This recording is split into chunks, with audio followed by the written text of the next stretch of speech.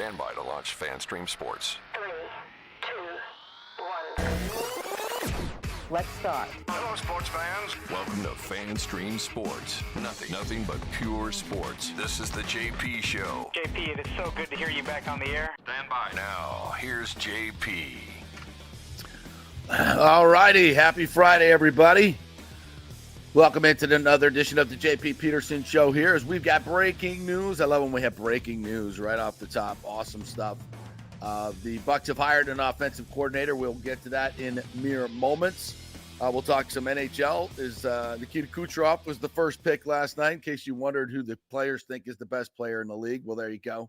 There you go. It's Nikita Kucherov. Also, a tragic note, Mike Martin, 40 years, the head coach at Florida State baseball, passed away yesterday from dementia at the age of 79. He was a man that was very instrumental in my career early on. Got to know Coach Martin really well, 11 as we all call him, a beloved figure. So I'll be chatting a little bit about that as well. And we'll get to a bunch of other fun stuff. Dave Canales being introduced in Carolina, and everybody's losing their mind about other stuff. Nick Geddes joining me here from Mod 3 Sports this morning. How are you on this Friday, my friend? I'm good on a Friday. Don't forget, by the way, the Rays also getting one-upped in their own division. Big move in the division that we could talk about as well. Is that news they got one-upped, or is it news that everybody else is making moves and they're doing nothing? As Corbin Burns joins the Orioles. Yeah. Interesting, as one fan hit me up on Twitter and said, look, they get new ownership that's going to go out and spend money, and boom, big move is made. I mean, if you're a Rays fan, you just got to feel like a red-headed stepchild. I mean, you're just always going to get the scraps because you're the you win. Yeah, you win in the regular season. I get that. Yeah, that's great. You can, although the Orioles took the division last year, but you're better than the Yankees, better than the Blue Jays, at least in the regular season. But I think it's just got to be frustrating for Rays fans to see all these big moves, and and we continue to see articles, opinion pieces by John Romano in the Times saying that they can't afford to go out and get free agents, which is just the reason why I brought up the move, completely ridiculous narrative. It's a ridiculous narrative. The reason why I brought up the move is I hate it because of the moves the Rays have made this offseason. They've been kind of very, under the radar, which is typical. Like the moves straight up, I like them. Like I like the players they brought in, but I'm waiting on like a big move. Yeah. And like Corbin Burns is a big move. Yeah. Clearly for a team that is already like in front of you right now in the division. So that's why I really bring it up. But just in general though, without the Lightning playing hockey because of the All-Star break, I mean, I'm like fiending for like live sports right now. I know. Like it's like all week I'm like last night I got home from softball and I'm so used to like Thursday night football being on and I'm like, oh, there's nothing. And no I had Thursday to watch night football, no Lightning. Right, and I'm tuning watch into the skills competition. The skills competition. I'm tuning into. It's kind of fun though. It's kind of fun. Baker did it up. Exactly, and I didn't know, by the way, it was at UCF's field house. Yeah, I didn't know that. Yeah, so, the whole practice is going on not far down the road here from where I am. But even that, it's the Pro Bowl. It's kind of it's kind of meh. Maybe I'll go over and talk to Baker about his new OC, but we'll see. Which, of course, let's get to. Let's don't bury the lead. Liam Coen is that I don't even know how to say it. I think it's Coen. Should be pronounced Coen.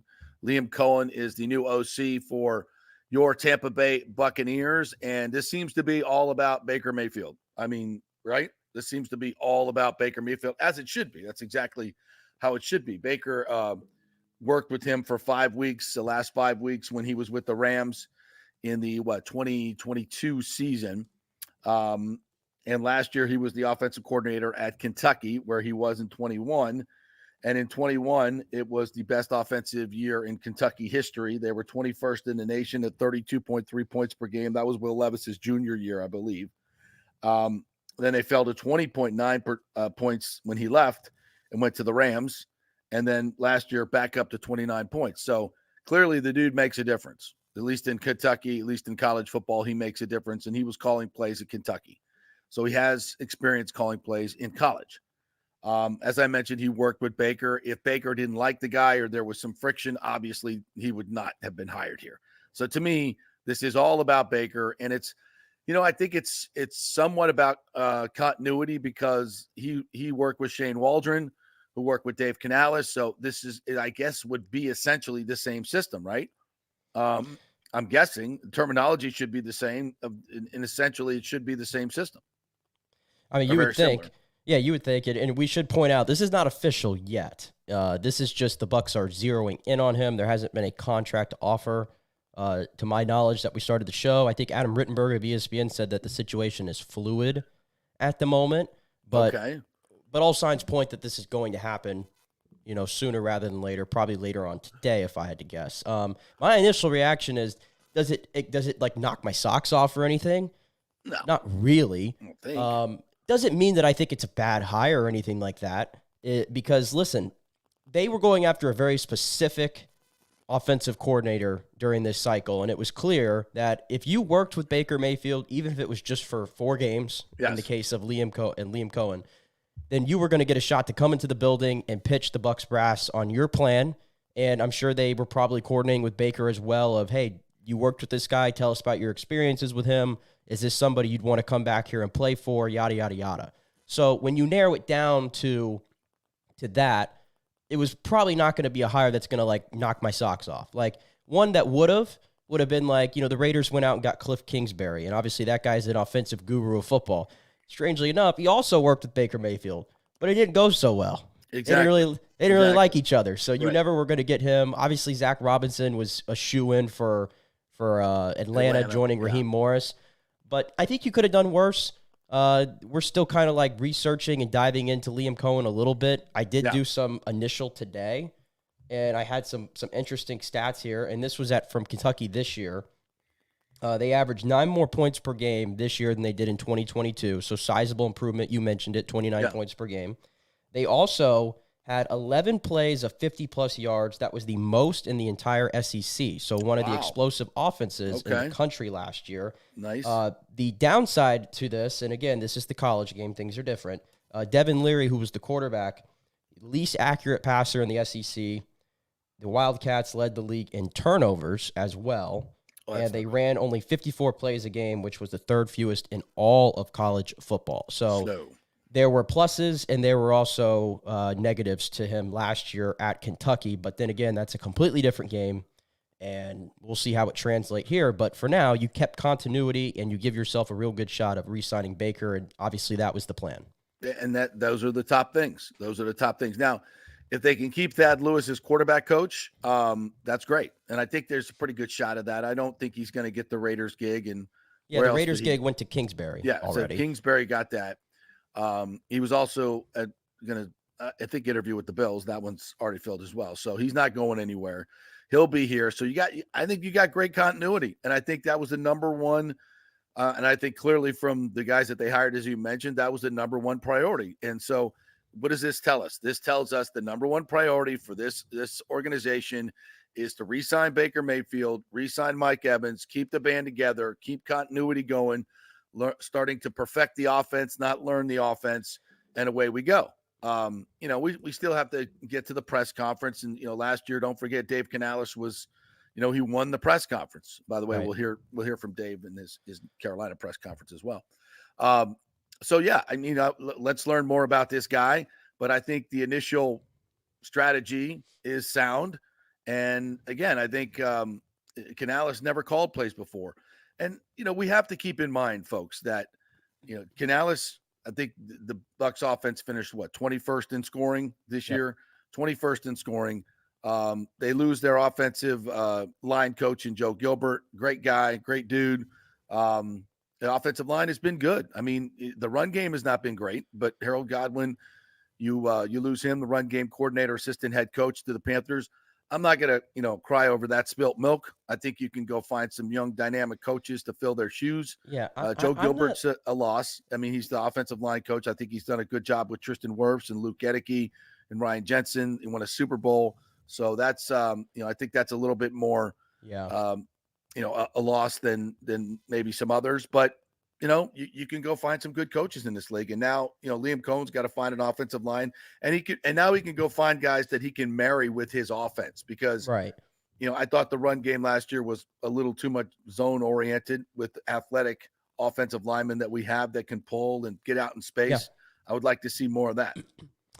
Yeah, and you mentioned the run game, and another stat that I found today is Ray Davis, who just saw at the Senior Bowl. He was like the top performing running back of the week. Yeah. Over there from Kentucky. He had 30 rushes of 10 yards or more. Obviously, you could probably count on one hand how many of those the Bucs had this past year. Right. He also graded, I think, top 25 in the nation. Kentucky did from a play action standpoint, which is obviously what you want to see as well. So there are some good ticks there in his boxes. Like I said, you mentioned the other coaches that were not let go. They obviously followed Canales to Carolina. Yep. And I know that this was all happening at once, and it was just like, what the hell is going on at one Buck? But I don't really view them as big losses necessarily, because I think we all would say after the 2022 season and that whole debacle, it felt kind of surprising that Harold Goodwin was even brought back to begin with.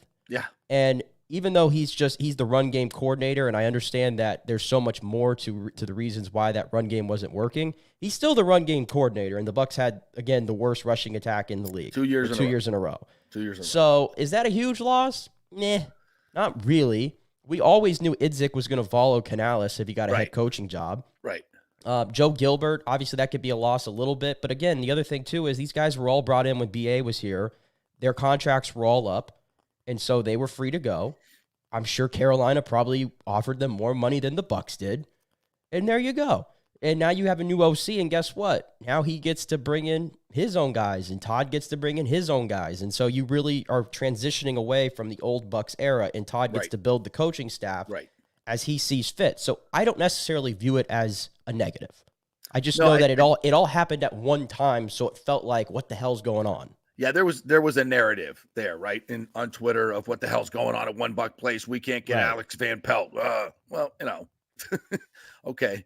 I'd rather have a better fit than a guy that's been around, has a little bit more experience. Not saying that would have been a terrible hire, because obviously he worked with Baker as well. And he's going to New England, and you might go, oh, well, what the hell does New England have? Well, you know what? They have the number 3 overall pick. And he's looking at, okay, I'm probably going to get to work with Jaden Daniels or Drake May, which, no offense to Baker Mayfield, sometimes you see those two guys and the talent, and they're so, obviously, we don't know what they're going to be as pros, but there's so much to like and so much upside as an OC that you can work with, like a blank canvas kind of. And you come in with a new head coach who you're going to assume is going to have stability staying there longer. We still don't know what Todd Bowles' future is going to be. Right. So I think that's kind of why Van Pelt probably ended up in New England. Yeah, I would agree with that. So, and he goes to New England knowing full well that he can't do worse than the last guy. So, true. There's only one place to go with that offense, and that's up. So, yeah, I think that narrative of, the sky is falling, we can't hire an offensive coordinator, guys are leaving, what the hell's going on over One Buck Place? I think Jason Light's sitting back going, okay, we're good. We know what we're doing here. We're going to get Baker back. We're going to get Mike Evans back. We got an OC that he's familiar with. We don't have to change systems. We got continuity. I'm assuming they don't change systems. There should be a lot of similarity. Let me read you this quote. J.C. Allen put this up here this morning, and this is a quote from Liam Coen. I'm not sure when, but this was him talking about his offensive philosophy. Real quick.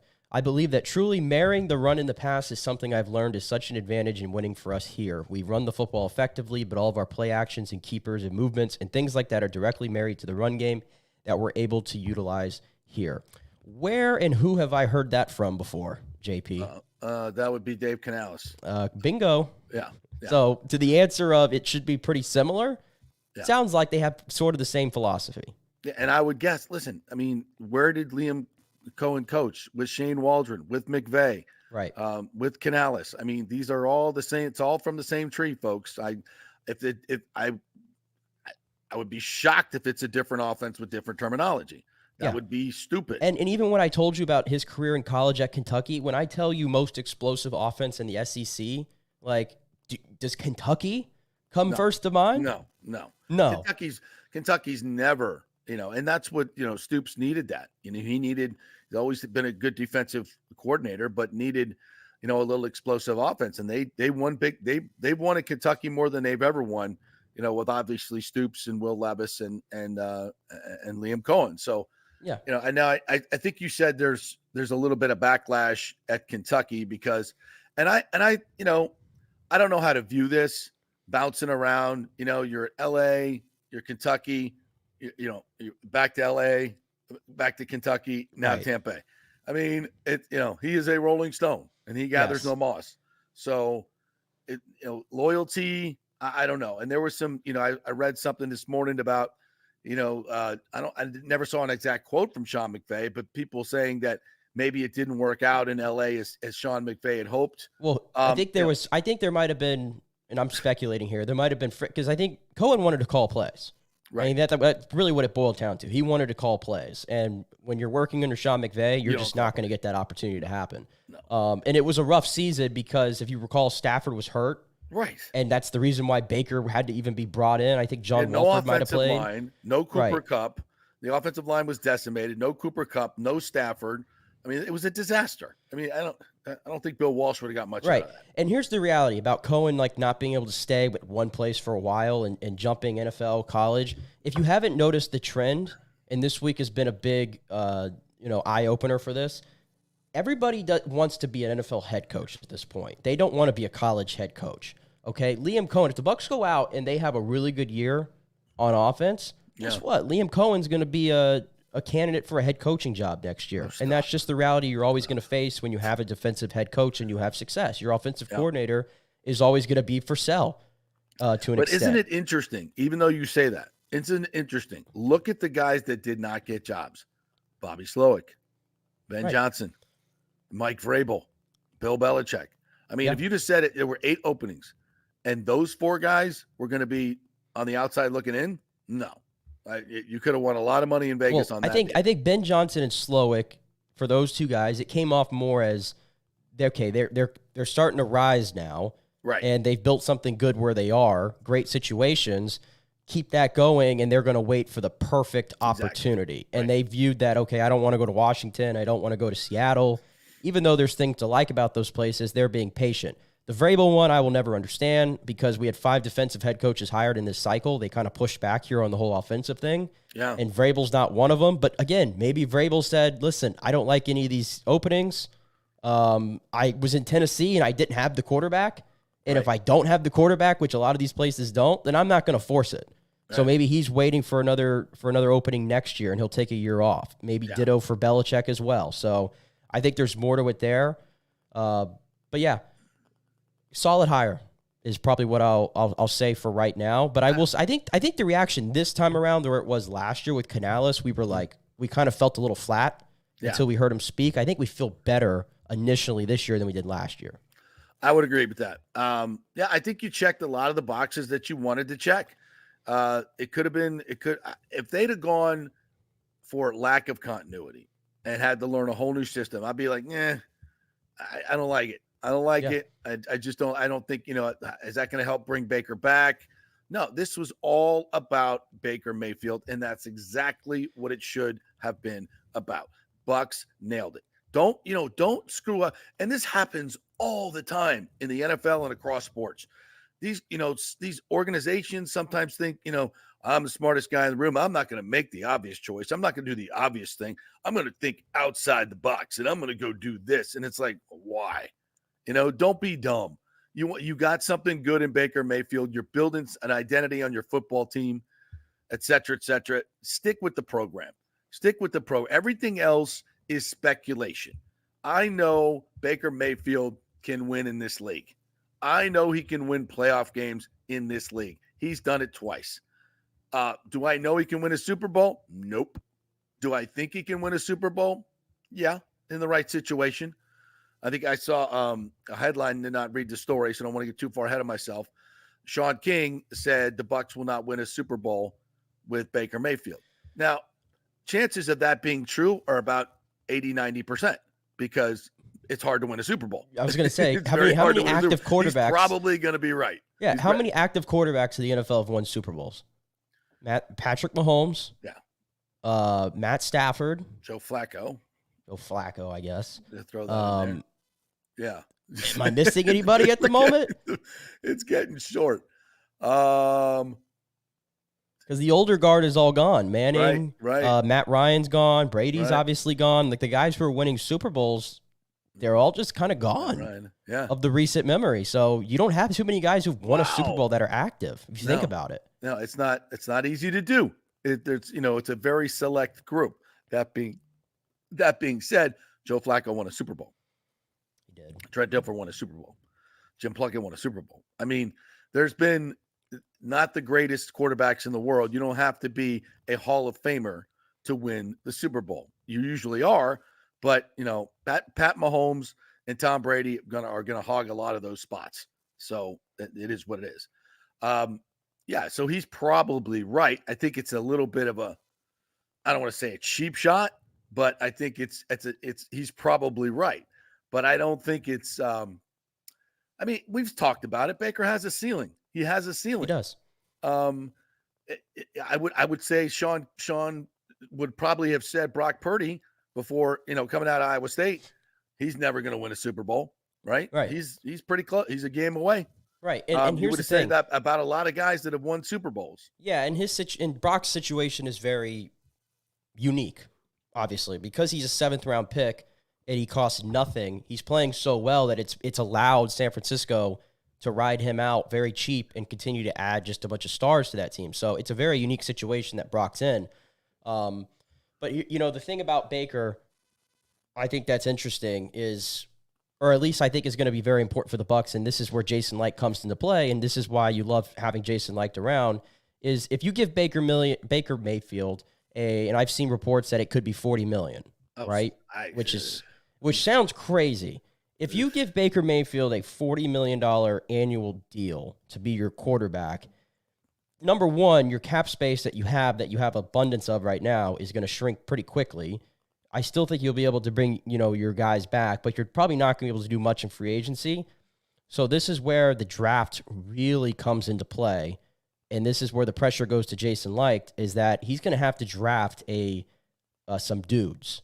Like, I think he's drafted some solid players, but are they dudes? Like, are they like the high-end top talent of the NFL? He's going to have to get more of those guys in there to supplement this roster because, like you said, if Baker Mayfield's your quarterback, you could do a lot worse, but there's a ceiling there.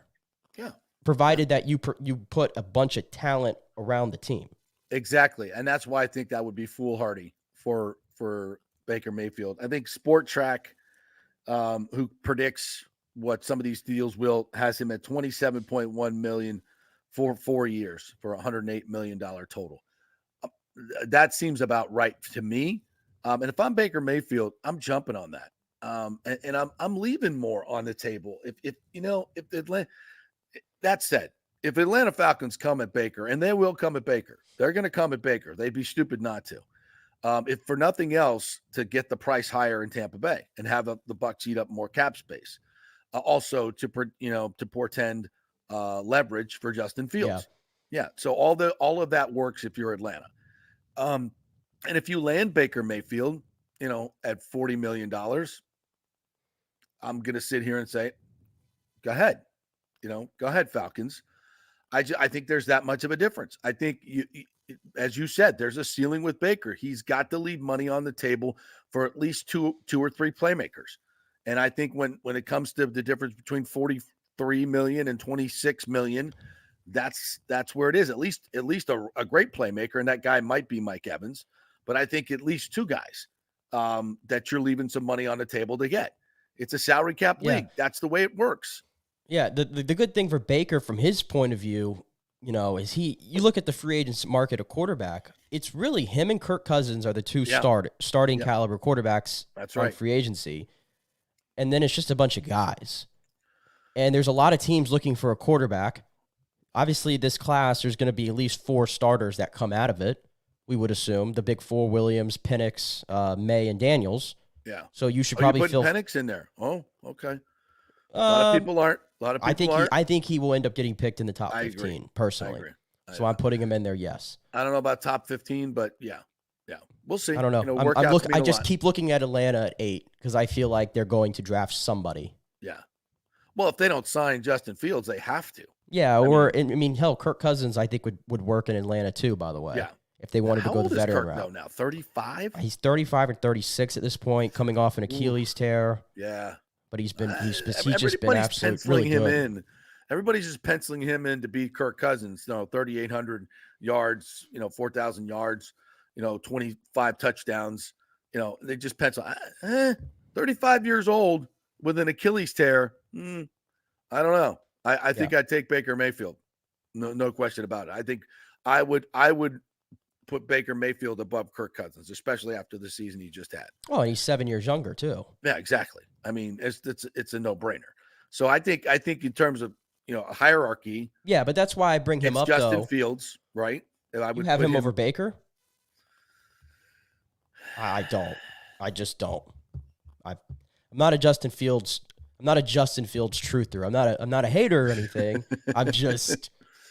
I would caution you to not get crazy about this past year with the Buccaneers with Baker. There's a lot of good stuff happened. A lot of bad. He had some things working against him. I'm not going to say he didn't. I just want to pump the brakes on Baker. I want to pump the brakes on. He was really good. He wasn't great. Can he get better in this system with continuity? Absolutely. Absolutely he can. But I still think there's a ceiling there. I think Justin Fields' ceiling is higher than Baker Mayfield's. See, here's the thing though, the word ceiling sometimes, and we all use it. Hell, I used it I think earlier in this this discussion. Sometimes the word ceilings can be death sometimes, because you will fall over yourself trying to maximize the ceiling out of a player. And we do this with quarterbacks. And before you know it, years go on and it's like, oh God, this guy's already in his 6th year. Well, what's the ceiling now? Like, that's my thing with Justin Fields, is somebody's always going to look at that dude and they're going to see him run all over the place and they're going to see flashes of it in the passing game. And they're going to go, man, I can get something out of that guy. Right. What if you can't, man? And you just continue to just reset yourself and you get fired. That's why I said I think. That's why I said I think. I don't know. I would like to. I want to see him somewhere else. I really do. I'm curious. Get him out of Chicago, because clearly they have no freaking idea what they're doing with a quarterback. And get him some weapons. Even in that situation last year, he flourished in the last half of the season. Yeah, he played well down the stretch. Played really, really well.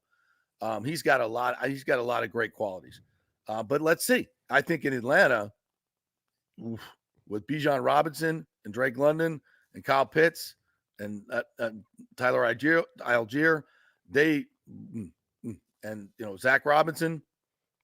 Yeah, and I think Atlanta would rally around him with his roots in that state. Absolutely. That thing, if he can't make it there, then no. Exactly. But I don't know. Let's see. Let's see what happens. I'm excited to get back to Baker Mayfield. I'm excited about Baker Mayfield being in year 2, because I think he can take a great leap.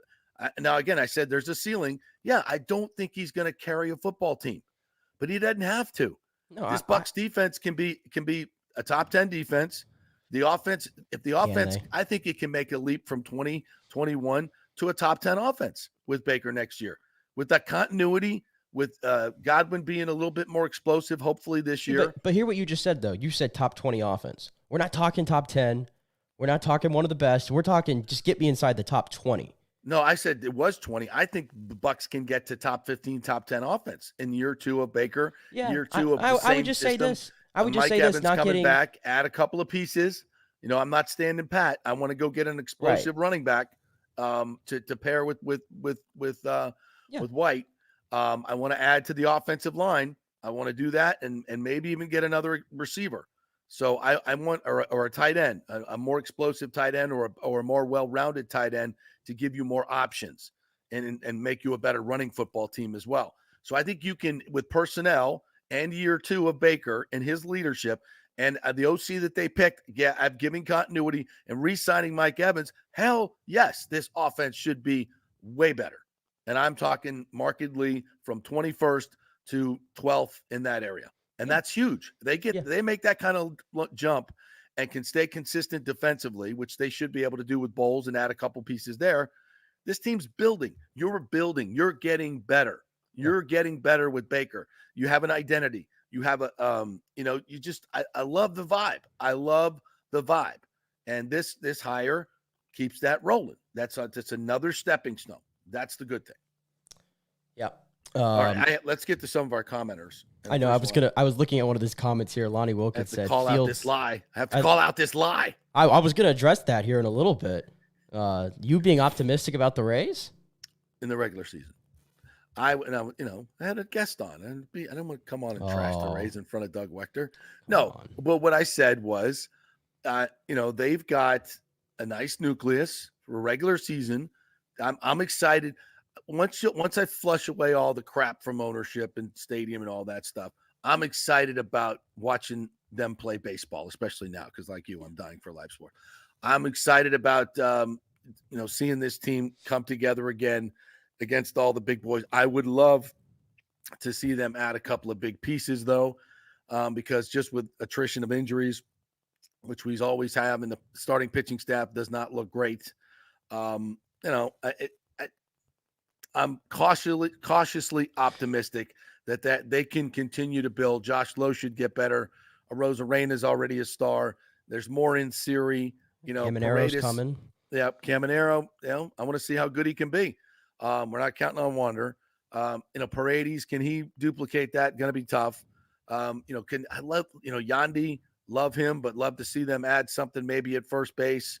Love to see them add something behind the plate. I don't think Rene Pinto is the answer there.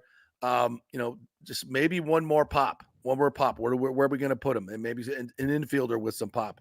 Who knows? But yeah. I mean, I can see this team winning a lot of games in the regular season. The Rays are like the easiest.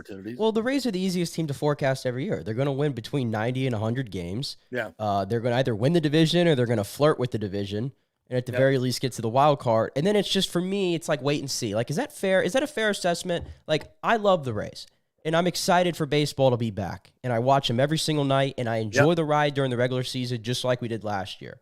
But when it gets to October, late September, whatever the playoffs start nowadays, I'm in wait and see mode then, because that's nut crunching time. Like, that's when I'm ready. That's exactly right there. Here's where we're waiting to see right here. If the Orioles can be sold, the Rays can be sold, says Bucs Basement, and we can get a good ownership group willing to spend money on the team. Damn right. I'm still optimistic that this team will be sold, and I think that it may happen in the next few months, because the next stadium votes are coming up in April, and those will be the consequential votes. And I think that's not by chance. It's the season starting. The most optimistic is when they want to go to the council and say, give us the money. But there's a lot of hurdles that still have to be jumped over here as far as the stadium goes. But I still think there's going to be a change in ownership. There's probably, because Stu's asking for the moon. He's also probably trying to take most of the assets with him, which is why he moved that $500 million out of the Rays into a separate company, quote, Rays company that only he owns, allegedly, of course, according to the lawsuit. So how much revenue is going to be left for the new ownership group to spend on players if Stu was trying to take most of that money, that upfront money he took from Fox Sports, the regional sports networks, for their local revenue? If each, that's gonna put this ownership group behind the 8 ball right away. So, and of course, Stu would want to do that because he's greedy and he doesn't want to leave anything for anybody else. He just wants to take everything and leave the team high and dry. Of course, that's what he wants to do. I got my FanFest ticket this morning, actually. I got an email about it, and I was like, oh, it's free? I didn't know it was free. And I was like, I'll get my free FanFest ticket for the 17th. Are you getting yours? You going to hit up the Rays FanFest? The FanFest. Really? The FanFest? I've never been to the Rays FanFest before. I'm very curious to go. I was forced to go to do radio shows. Forced, huh? Yeah. No, it's fun. It's fun. It's a great opportunity to mix and mingle with the players and the coaches. Nice. They do a really nice job with it. The broadcasters are there. You get to sign. Hopefully they're not charging for autographs again, which I think is silly. But yeah, I think there's it's like fun. autograph passes that you purchase, I think. Yeah. So that's great, and that'd be fun for Rays fans. It's not typically. Hey, something by the way, I I meant to put this out here because I saw Lonnie to do. said that he told you the Trop could not handle all the fans at the Royal Rumble. Oh, I God. forgot to tell you this on Monday, and this is a joke, by the way. This is just a joke, okay? But I went to the bathroom at one point, and there was a lot of people there, and the smell from like the bathroom was like coming out into like the concourse. And I looked at my friends, and I'm just like, it doesn't smell like there's fresh cakes down in the urinals there. And I was like, I said, I think Stu's penny pinching on more than just players on the field. I don't think we have fresh cakes in. I think they're recycling fresh cakes. The bottom line is, I would suggest the system was overloaded. They're not used to having that many people in the building. The system was overloaded. The top level, the third level being completely jammed, like to the point when you're walking, like you're like doing like this. Yeah. Going in. And like I've never seen something like that. The third level, and nobody ever works there, obviously. I'm surprised the damn thing didn't fall down. Yeah, it was hot in there. I was sweating. Oh, I bet. And like Lonnie said, zero Wi-Fi. Yeah. You could not use your phone. Could not send a text. I couldn't post anything. Nothing. Of course not, because they're not used to having them. How long did it take to take a piss? Probably 10 minutes was the most I ended up waiting. I went a few times. And how long to get a beer? How long to get a beer? Lines long? Not too bad? Not really. They actually have a good system. Like, how the Lightning have like and the Bucs do this too.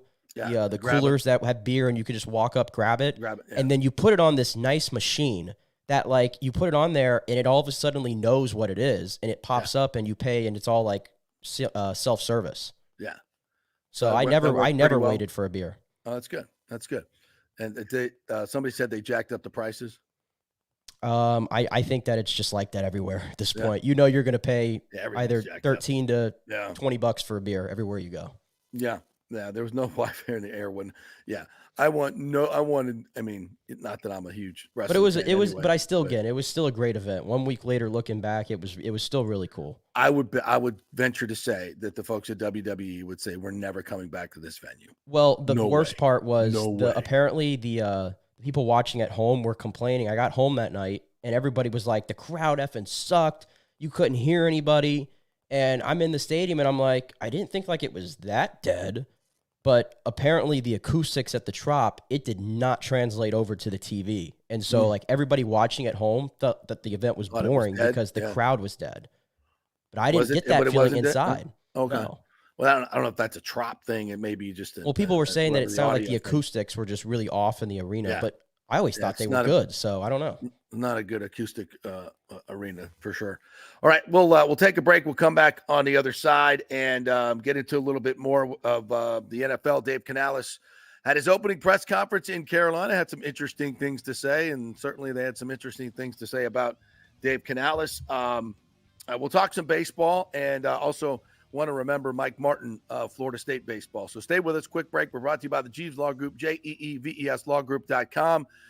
Get that personal case evaluation for free. Just give them a call and tell them what's going on with you, whether it's something at work, an insurance problem with your home, a construction issue, anything like that. Of course, accidents. If your car has been totaled, that's right up their alley. The Jeeves Law Group, JEEVESLawGroup.com. Get that free case evaluation and tell them JP sent you. Back in 3.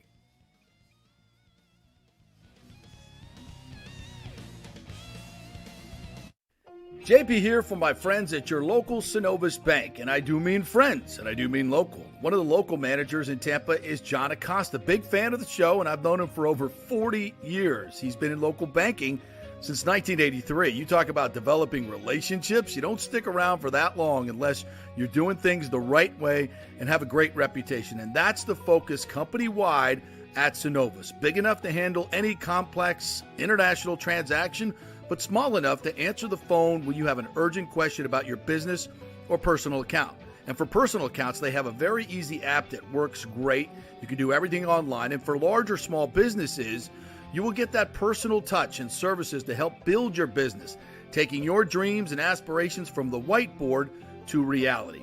We can make that happen. Let us show you how. For a get acquainted meeting to open a business or personal account, just call John or go to synovus.com to find out where your local branch is.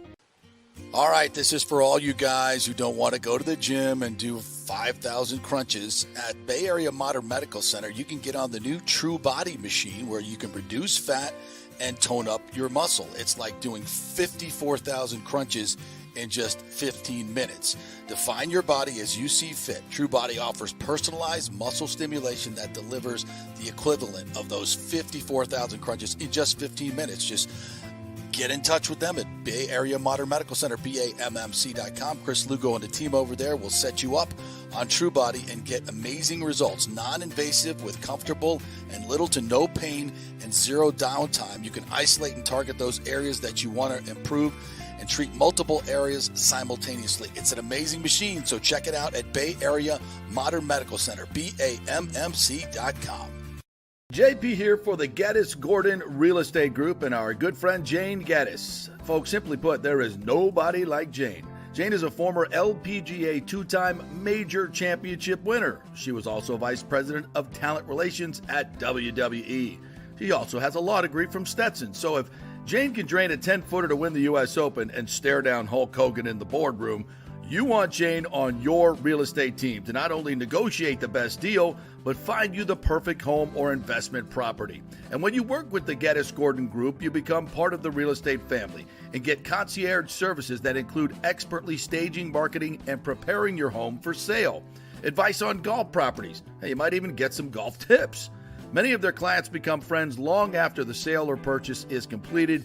It's all part of the deal. So if you're looking for that perfect home or investment property or trying to get top dollar for your home, go with Jane Geddes and the Geddes Gordon Group because there's nobody like Jane. Call 813-485-6808 or go to geddesgordon.kw.com. That's GEDDES Gordon.kw.com or call 813-485-6808. Let's go! Right now. Back to the show on FanStream Sports.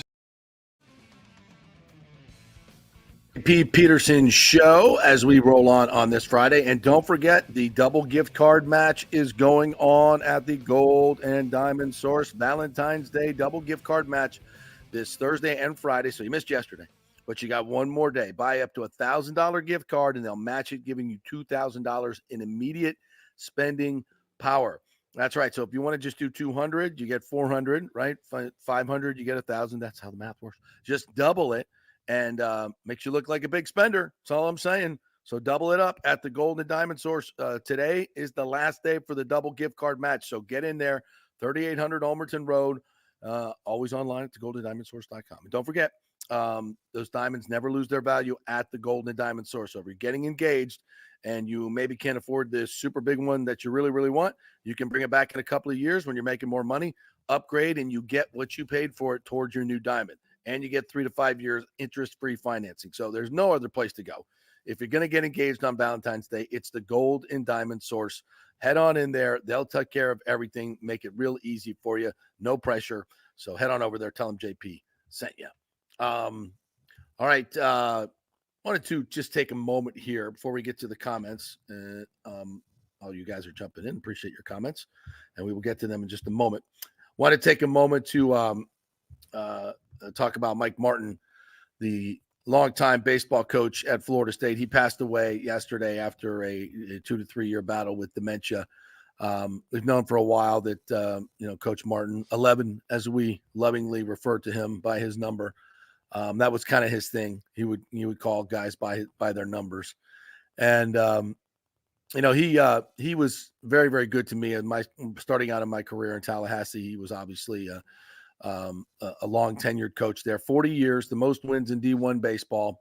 17 years got to the College World Series, and tragically, never won one. But to Mike, it wasn't a big deal. Yes, he wanted to win a College World Series badly. But he always knew that there were much more important things in life, and his priorities were set. He was very much a man of God, great faith, and just really a great mentor to so many young players. Kevin Cash, Kevin Cash played under Mike Martin, and credits Mike with teaching him a lot about the game. And I look forward to Kevin's comments. Maybe hopefully we can get him on the show and talk about Mike. I played golf with Mike Martin, and I'm just going here to tell you, there's no finer human being on the planet. He was the nicest, funniest, most. He never had a bad day. Mike never had a bad day. He was always upbeat, and even in all of those horrific losses at the College World Series, he always kept things in perspective. He was one of the coaches that really did put academics first. He was very serious about his players. Going to college, going to class, and doing the right things. And I think maybe that hurt him a little bit in recruiting, to be quite honest. There's a lot of coaches that don't do that in baseball. But that was something that he was very, very serious about. His programs were always just first class. He did everything the right way and the first class way. The building of the stadium, the atmosphere around FSU baseball, so much of it owed to Mike Martin. And, the most wins, most successful coach ever. And the amount of lives that he touched in those 40 years is endless, from, people that you would know, Kevin Cash, Luis Alicea, Jody Reed was another one that played for him. Mike Fuentes, Golden Spikes winner, Taylor Walls from the Rays. So many great players that came out of FSU. Buster Posey, World Series champ, Steven Drew. MVP. Yeah, JD Drew, Doug Mankiewicz, Deion Sanders. Love playing for Mike Martin.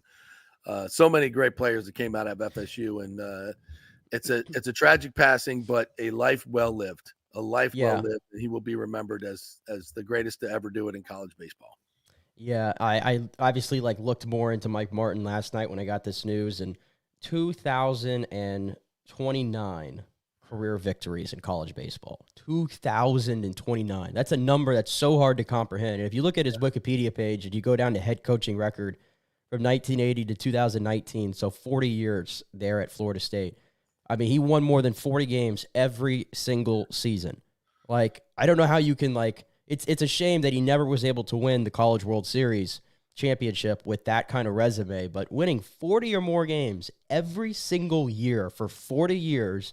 And we know how quick things change in college sports. It changes rapidly. And then even the recruiting process for college baseball is something I'm not very familiar with. Yeah. But to continue to get top level talent like that from 1980 to 2019, even as recently as the catcher for the Mariners, who looks like he could be an all-star, Cal Raleigh, he played under Mike Martin, and he's excelling in the big leagues now. I mean, it's still being felt today. Guys that played under him are all over Major League Baseball today. So incredible career. I didn't even know this too. He was before he became a baseball coach, he was a basketball coach at Tallahassee Community College. Yep, TCC. So he was coaching, and he came to FSU originally in 1965 as a player. He hit 354. Nobody talks about his playing career, but he was pretty good at that as well. Probably can't, and you obviously would know more than me, but I can't think of anybody more just ingrained in the fabric of Tallahassee, at least on the sports scene, than Mike Martin, even more so than Bobby Bowden, to be honest, just for the length of time he was there. Without question, and his son was part of the program, and Richie Little and Doug Shields. Yeah, so many who played at Miami, but I'm trying to think of the other so many great players that were all Americans under him. But I got a great story for you. This is one of the great stories about Mike, and I can tell it now. He won't get mad at me. So we were this is when I was working at Tallahassee, and we were I was kind of known for doing some good April Fool's things with the coaches. We did one with Pat Kennedy one time with him going to UNLV, and it was an April Fool's. So Mike he loved golf. Coach Martin loved golf, maybe more than baseball. He loved to play, and he was a fierce competitor. I mean, you get him out there, he hated to lose, and when you took his money, it was fun. It would. He hated to lose, and he'd say "dadgummit" 100 times. So he never asked Coach Bowden for anything, but Coach Bowden would always say, "Mike, if you ever need anything, you can come to me, and I love you. I'll help you any way I can." So Mike one day finally got the stones, because Coach Bowden would play Augusta all the time when he would go up there and play, and he had contacts at Augusta, and Mike had never played Augusta. So he finally went to Coach Bowden and said, Coach, is there any way you can get me on Augusta? He said, Mike, you do me a favor. If you come talk at an FCA luncheon for me, I'll make sure you get to Augusta. And he said, okay, thanks, Coach. Appreciate it. So Coach called him up and said, it's going to be, February this or March, whenever the course was open. And so Mike looked at his schedule and he had a game and he had a conference game. So he called, I think it was Georgia Tech. He called the Georgia Tech head coach and said, hey, we're going to be doing some maintenance on our lights. So can we play a double? Can we play a doubleheader on the Saturday? And so we get this construction going on the Sunday. And the guy was like, yeah, of course, we'll do that for you. So, he may have told a little fib there. So Mike was all excited about going to play. And so this was a few weeks before he was going to play.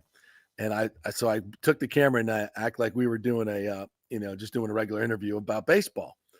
And Coach Bowden was going to call him and tell him that it was canceled because he couldn't do that event or something. And we were going to get his reaction on live on camera. So I'm sitting there doing the interview and like, so you got a couple of really good infielders this year, he's being Mike Martin. He's like, well, John, let me tell you, we got some of the greatest. The phone rings. I'm like, go ahead. He goes, it's Coach Bowden. Yeah, I take it. We'll turn the camera off. So he's like, hey, Coach, how you doing? Oh, yeah. Yeah. Got it on my calendar. Oh. No, okay. I totally understand. Yeah, no problem. Okay. Dad, come it. And I'm like, what happened? He's like, he was heartbroken. He was heartbroken. And so I said, and I'm laughing. He's looking at me like, why are you laughing? And then the phone rings again. And it's Coach Bowden. I can hear him on the other line laughing. And then Mike started laughing. And I put the phone down. I was like, April Fools. He's like, dadgummit, I can't believe you. But I wish I still had this on tape because it was freaking funny. It was so funny. But that was the type of guy that you loved him and you knew you could play a prank on him like that. And you knew how much it meant to him. And he was that kind of guy. And I haven't seen him in a long time, but he came to Tampa, I want to say like 7-8 years ago, maybe a little bit longer. The ACC baseball tournament was over at Al Lang. And I hadn't seen Coach probably 8-10 years. And, I set up an interview with him. We were coming over. It was when I was working at Channel 8. And, I got over there and I saw Coach and, he came up and just gave me a big old bear hug, like we never missed a second for the past 12 years. I hadn't seen him in a long time. And that was it. That was the type of guy Mike was. He never forgot a face, never forgot a person, just always high energy and loyal as can be. Trust me, it hurt him that he couldn't win the World Series, but everybody that played for him, everybody that knows him, everybody that rooted for Mike. I mean, as last year when he lost to Texas Tech and didn't win that College World Series, I thought that, it wasn't his best team ever. Certainly, it wasn't even a really great team. But he got him to the College World Series, and it again, 0 for 17. You're just like, dadgummit, man. Just can a guy catch a freaking break? Can he catch a freaking break? And it just wasn't meant to be, but it wasn't something that was going to ruin his career, ruin his life. He had everything in perspective, and I think it hurt for more of the people like myself and the guys that played for him than it hurt Mike. So, rest in peace, Mike Martin. You're a gem. You're one of one, my man. It was a pleasure and an honor and a privilege to know you and call you a friend. And, if any of us can, have a resume and live a life like Mike Martin did. And it has nothing to do with the 2000 wins, folks. It's about how many people he touched in his life and how many people's lives he made better. And if that's not why we're on the earth, I don't know why we are. Be quite honest. And that he is the epitome of that philosophy. So rest in peace, Coach 11. We love you, man. Your legacy will carry on for many, many years to come. I look forward to hearing Kevin Cash and what he has to say about him, because he's part of that family. He's part of that coaching tree, so to speak. All right. Let's get to some of the comments before we hit the top of the hour break. I always want to say hello to Nathan. He was always so nice to say hello to us. Good morning to you, my friend. He asked if it's an official hire. No, it's not official yet. Liam Cohen's not official yet, but I would say it's about as close as you can get. I'm not reporting it officially done. 90%. How's that? Punxsutawney Phil predicts an early spring. Punxsutawney Phil is fallen prey to the global warming people, so I don't listen to him anymore. And Nathan says on Sean King, he has a bitter thing when talking about the Bucs. I've not heard him say anything about the organization in a long time, anything positive. I don't know if that's a bitter take, but we'll get Sean on the show and hear what he has to say about it. He always loves to come on, so we'll get him on. I haven't been on in a while. Yeah, so we get the Rams OC the year after they won the Super Bowl, which to me is flawed year to be measuring things. They were on like fifth string offensive lineman by week 4 or 5. Yeah, that was a disaster year. I'm not going to judge him by that. I mean, again, Baker Mayfield had to sign off on this hire. So if he's signing off on it, that's all I really care about. And I haven't had a chance to listen to this clip because it just came out here. But I guess Rick Stroud's over at the Pro Bowl, and Baker had like a host of reporters around him. He's already kind of been asked about Liam, and again, haven't been able to listen to the clip yet. Maybe we'll play it later on in the show. But I heard that apparently he said he expects it to be very similar, like we said, to what Dave Canales was running. If you want to roll it, roll it. Yeah, let me pull it up here. We can all listen to it for the first time. Meets McGee says, I like that Todd Bowles search for coordinators that his defense normally has issues with. Yeah. He hates going up against that Sean McVay offense. So, yeah, that's why he hired Canales. And it's part of probably why they hired Liam Coen, too. That's a great little take there. Just tell me when you're ready. Go ahead and roll it. All right, I got the clip up here, so let me bring it up here on the stream. There's Baker. Listen to it together. Couple names that I saw, a lot of good options. It's kind of hard. Don't understand how that thought process goes, but obviously got to work with Liam in LA. Great guy, really, really great guy. And so if they lock that down for sure, it's a similar system. Obviously, same system, just some different terminology and how he wants to call things. But yeah, and there's something to say about that with continuity in the offense for skill guys, the offensive line. So that's important to have. There you go. Yeah. Hope y'all could hear that. They were blaring that music there in the background. Yeah, but, if you couldn't hear it, basically saying similar systems, maybe a little bit different terminology, but basically same system. And he's a great guy. He's a great guy. They have a great relationship. So, I mean, this ain't, again, keep it simple, stupid. Keep it simple, stupid. We don't need to overthink this. You got a guy who's had a great season for you. He can be the identity of your team moving forward, wants to be here. Get him an offensive coordinator he likes in a similar system. So they just pick up where they left off and they start perfecting this offense instead of learning something new. Right. And Baker speaks as if he knows for a fact that he's coming back too. Right. Yeah.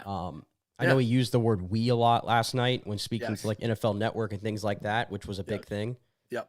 And that's clearly subconsciously telling you what he, how he views his life. This is something we learn in verbal and nonverbal communication classes. And to learn when you interview people, what they're really saying, what they really mean, what's going on in their head. And when they use pronouns like we, in a situation where he's a free agent, he sees himself here as a long-term guy. So that is a great, great sign. Great that you picked up on that, Nick. Absolutely. We. Yes. So that's good.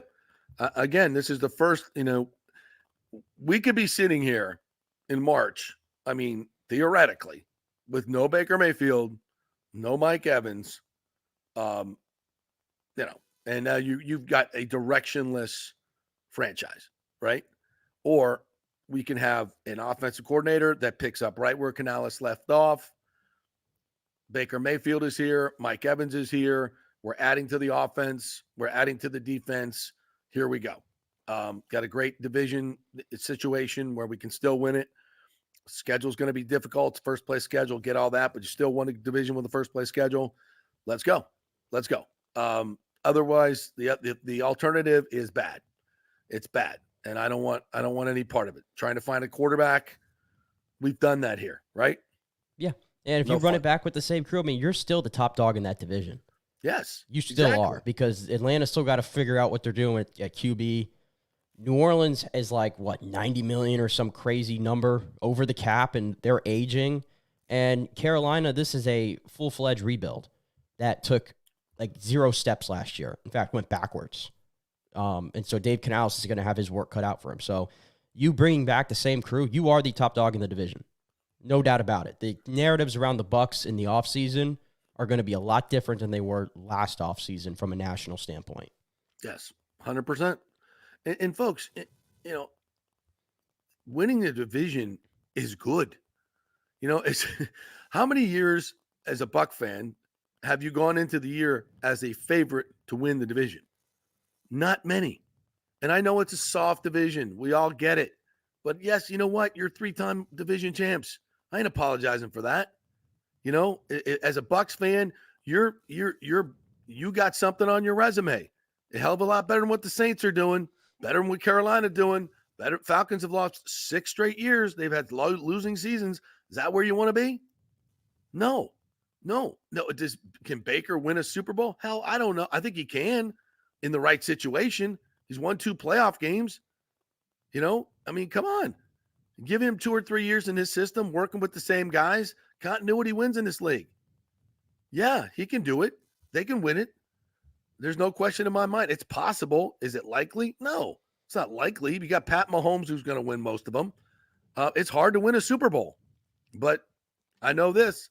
The Bucs have never developed a quarterback and won 1, and they've won 2 with free agent quarterbacks. So if I'm going to say what template works better, it's getting a free agent experienced quarterback. Yeah, I'm smart enough. Baker Mayfield to figure that out. Baker Mayfield, after 1 year, is already, like, in my opinion, comfortably the 3rd best quarterback the Bucs have ever had. I feel comfortable in saying that. It obviously goes Brady, and then it goes Brad Johnson, and then, I mean, you want to throw Doug in there, maybe actually would probably be 3rd. So Baker probably goes 4th. Yeah. Because unlike Jeff Garcia, he won a playoff game. So that puts him in front of Jeff in my mind. And you signed him for three more years, and he has 4 years in the system with Mike Evans. He will definitely be comfortably there. Negative James has to chime in. Say, so this new OC hire going outside the organization tells me Baker is gone. Maybe Evans too. I think Bucs will draft Penix in mock drafts. He's not even a 1st-round pick. Ooh, raining on my parade today.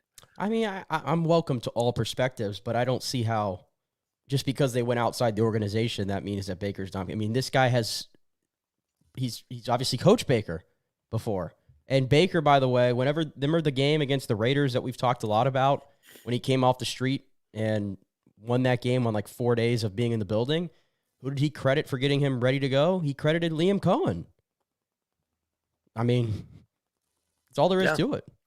I know it's outside the organization, but it's familiarity that got him the job.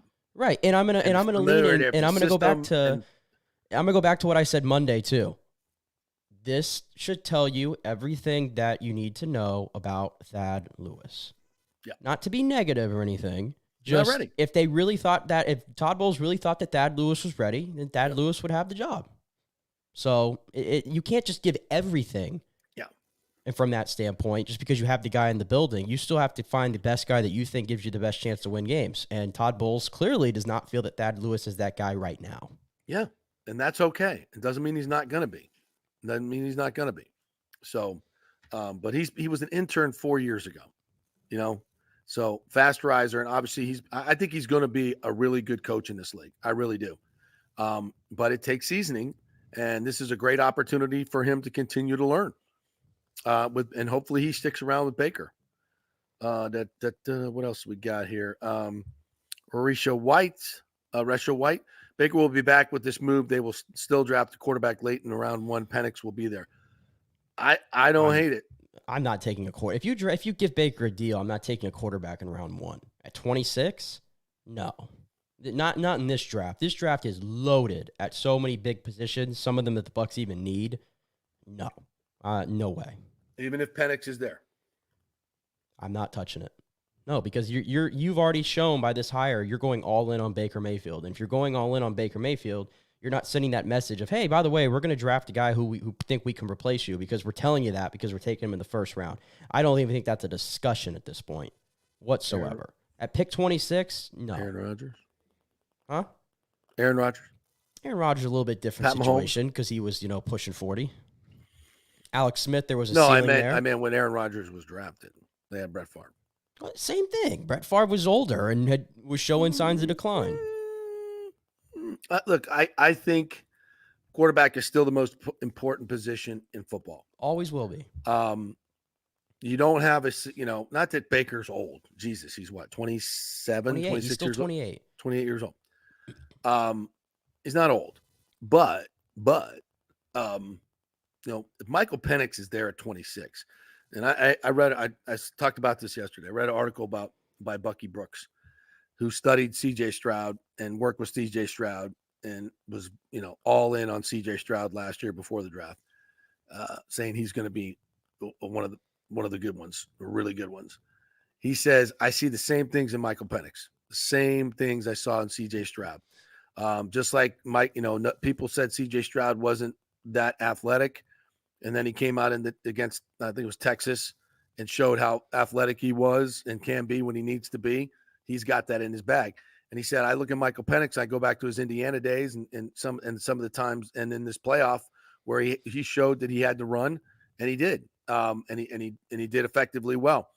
He said, but as far as the passing, being able to get to his third read quickly, he processes that just like C.J. Stroud does. Incredibly accurate, deep ball off the charts. He sees a lot of C.J. Stroud and Michael Penix. And if the Bucs see the same things, now when I look at tape of Michael Penix, I see Joe Burrow with a lefty release. I gasp at his throws. Yeah, well, his age, I go, holy crap, what a throw! What a throw! And you say he's that the kind 15 of guy, times a game. If his age though, he's the kind of guy that comes in and you want him to start right away because he's older. I mean, you don't want him to just sit any longer necessarily. Well, don't forget this. Baker gets hurt a lot. He doesn't miss games. He plays with a reckless abandon. It's what you love about Baker. So I'm just saying, if I'm sitting there at 26 and Michael Penix is there, I got to do a little bit more work on Michael Penix. And I think you may have even said this, that he won't last past 15. I think by the time the draft comes around, he'll probably be considered a first round pick. And I don't think he'll be there. But if he is, I got to look hard at it. And it has nothing to do with Baker Mayfield. Here's my thing, though. Baker Mayfield should not be threatened by Michael Penix. But here's my thing, though, JP, and I think this is important to bring up. Even last year, when Baker, before he'd even had a single snap in a Buccaneers uniform, the Bucs had the 19th overall pick. And I recall us having these same discussions about that 19th pick of, if Will Levis is there, do you pull the trigger on him? This was before Baker had even thrown a pass in a Buccaneers uniform. And they balked on that. Now we have a full year to go off of, a playoff victory, a Pro Bowl appearances, a Pro Bowl appearance for what that's worth, and all that. And you're going all in clearly on him. Won the skills throwing competition. Yeah, don't forget about that. Oh yeah, I forgot about that. Showing off. What makes you think they'd take a quarterback now if they didn't do it last year? A different guy, different situation. And I don't even think he's going to be there at 26. I really don't. Yeah, it might be a moot point, but I think it's a great discussion. I think the quarterback room will look exactly the same next year. Baker, Trask, and Wolford. Yeah. And Wolford, I think he was there in Los Angeles in 2022, if I'm not mistaken. And here's the other thing. Who else is there at 26? If somebody slips, guys. yeah. If the premier center is still on the board, oh my goodness, if you have I'm already banging the table right now, and I don't know if he's going to last to 26 after the Senior Bowl performance. But this Jackson Powers Johnson from Oregon, my gosh, he's got All Pro written all over him. Yeah, he does. I mean, if that guy's there at 26, I ain't taking Michael Penix. I'm not taking no. There's a lot of guys and that there matters. I'm not taking. And that matters. I mean, if there's an edge rusher that falls to you that you really, really like, if Jared Verse is there at 26, you take him. Like there's that matters too. How the draft goes matters. So there's a lot that goes into it, but I wouldn't, I'm not going to sit now. If he's sitting there, Michael Penix is sitting there in the second round. That would be crazy if he fell that far. Yeah, it would. But I mean, listen, if they want to take a quarterback at some point in the draft, I have no problem with that. Just to get another guy back there, because Trask only has 1 year on his deal. I left, but obviously there's no future for him in Tampa Bay.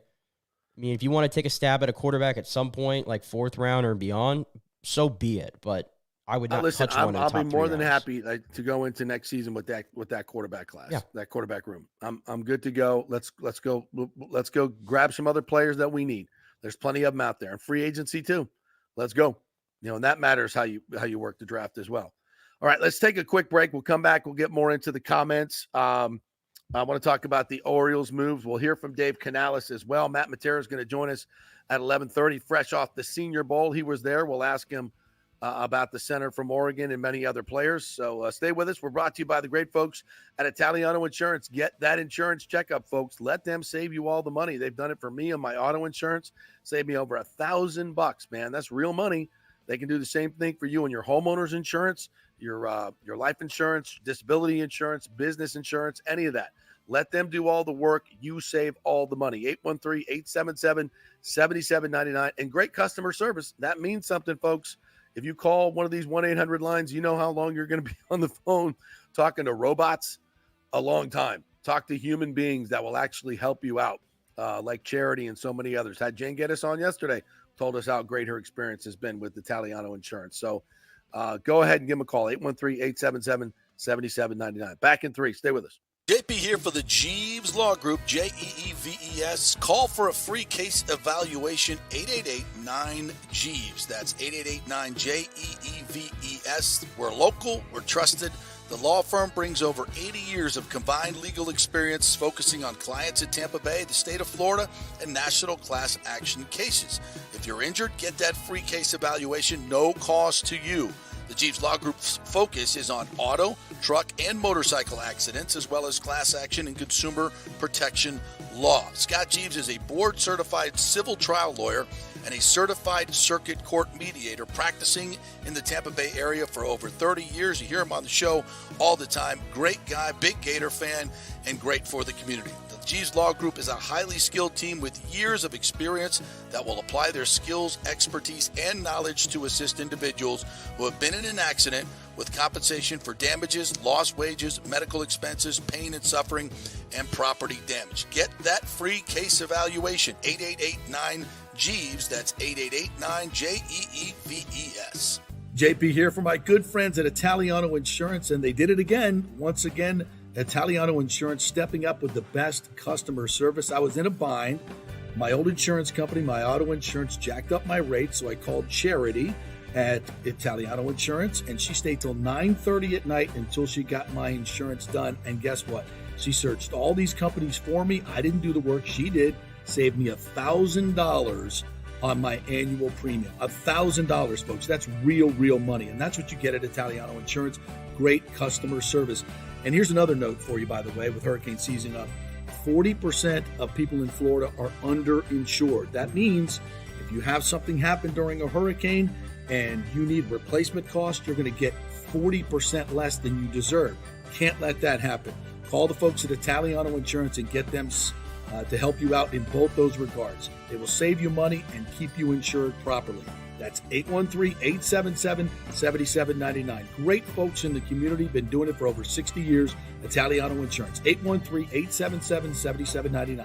Start the new year with a new diamond from the Gold and Diamond Source. It's still engagement season. Where better to get that special ring than the Gold and Diamond Source? Of course, I just got mine there. I'm engaged. You should do the same thing. Let's go. Gold and Diamond Source has the largest selection of engagement rings in the country. A literal jewelry superstore with 30 times the inventory of any normal jeweler. And if you have a loved one or a special person in your life who has a birthday this month, maybe you have an anniversary coming up, you can get 15% off the January birthstone, which is garnet, as in garnet and gold for all your Seminoles. Celebrate that mythical national championship. And it's the Gold and Diamond Source's 40th anniversary. For the past 40 years, they have taken pride in offering only natural diamonds formed over billions of years from the Earth's incredible forces. And gold prices are at an all-time high. Now's your chance to turn your jewelry box into a cash machine. It's the perfect time to trade in your broken or unworn pieces for something new and stunning. It's the Gold and Diamond Source, 3800 Ulmerton Road, always online at thegoldendiamondsource.com.